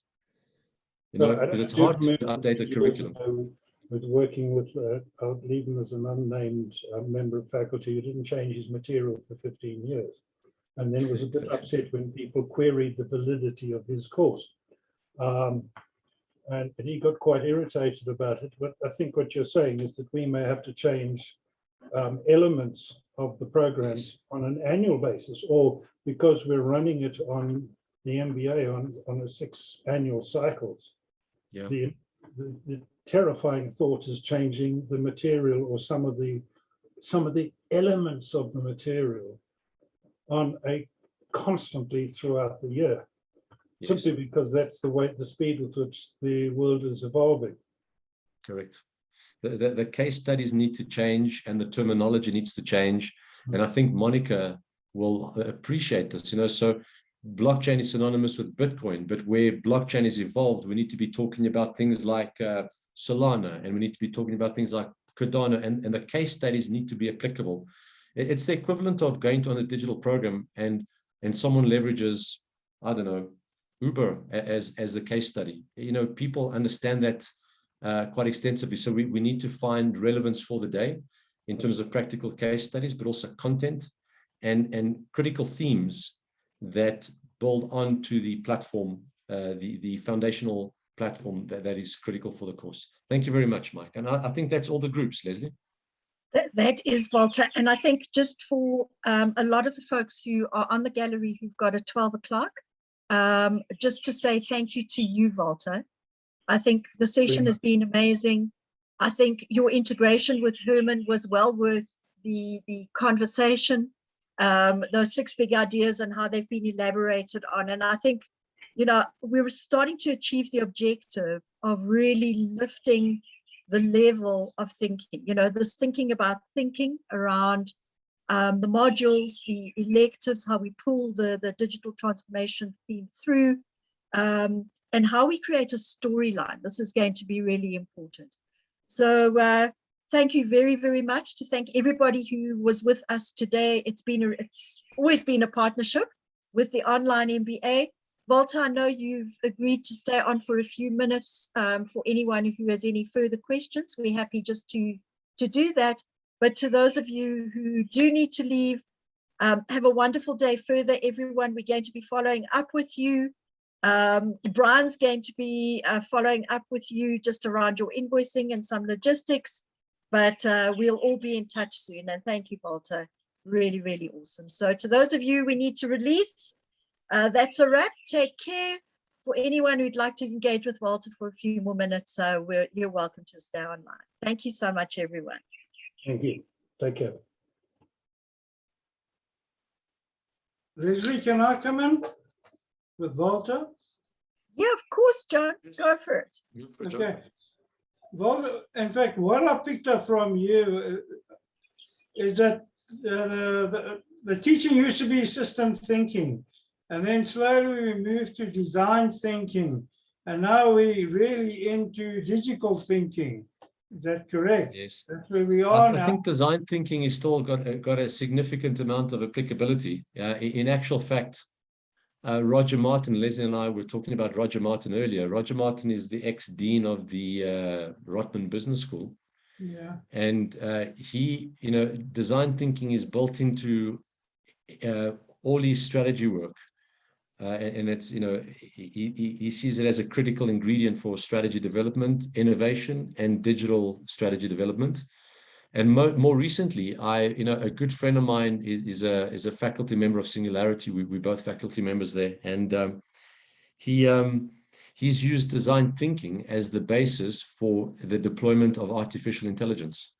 Yeah. And this is real life, real life experience talking. It's not a theoretical construct. And his view is, after doing it for some time, it's that it's impossible, or would be very difficult to be effective with the deployment of big, complicated AI solutions unless you embrace a design thinking component into it. So I think design thinking's relevance is probably it remains very high in this environment.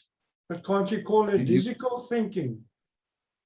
I would certainly embrace digital principles into the because I'm thinking about the students that are coming in, and what Monique had said, she was in my group, is to get that plant, the seed, put into the brain of the student, okay? And we're talking about digital thinking right up front, okay, which stems from design thinking. That was one of the points I picked up. The other point was, in fact, maybe for Leslie as well, and you might come into, it's partnering student readiness. You talked about partnering readiness, but I think there should be the partnering student readiness. It should play a good part, and this where the digital thinking and the digital plant gets planted, seed gets planted. Great, John, thank you. Great questions and great insights. Thank you very, very much. Okay, thanks. Good.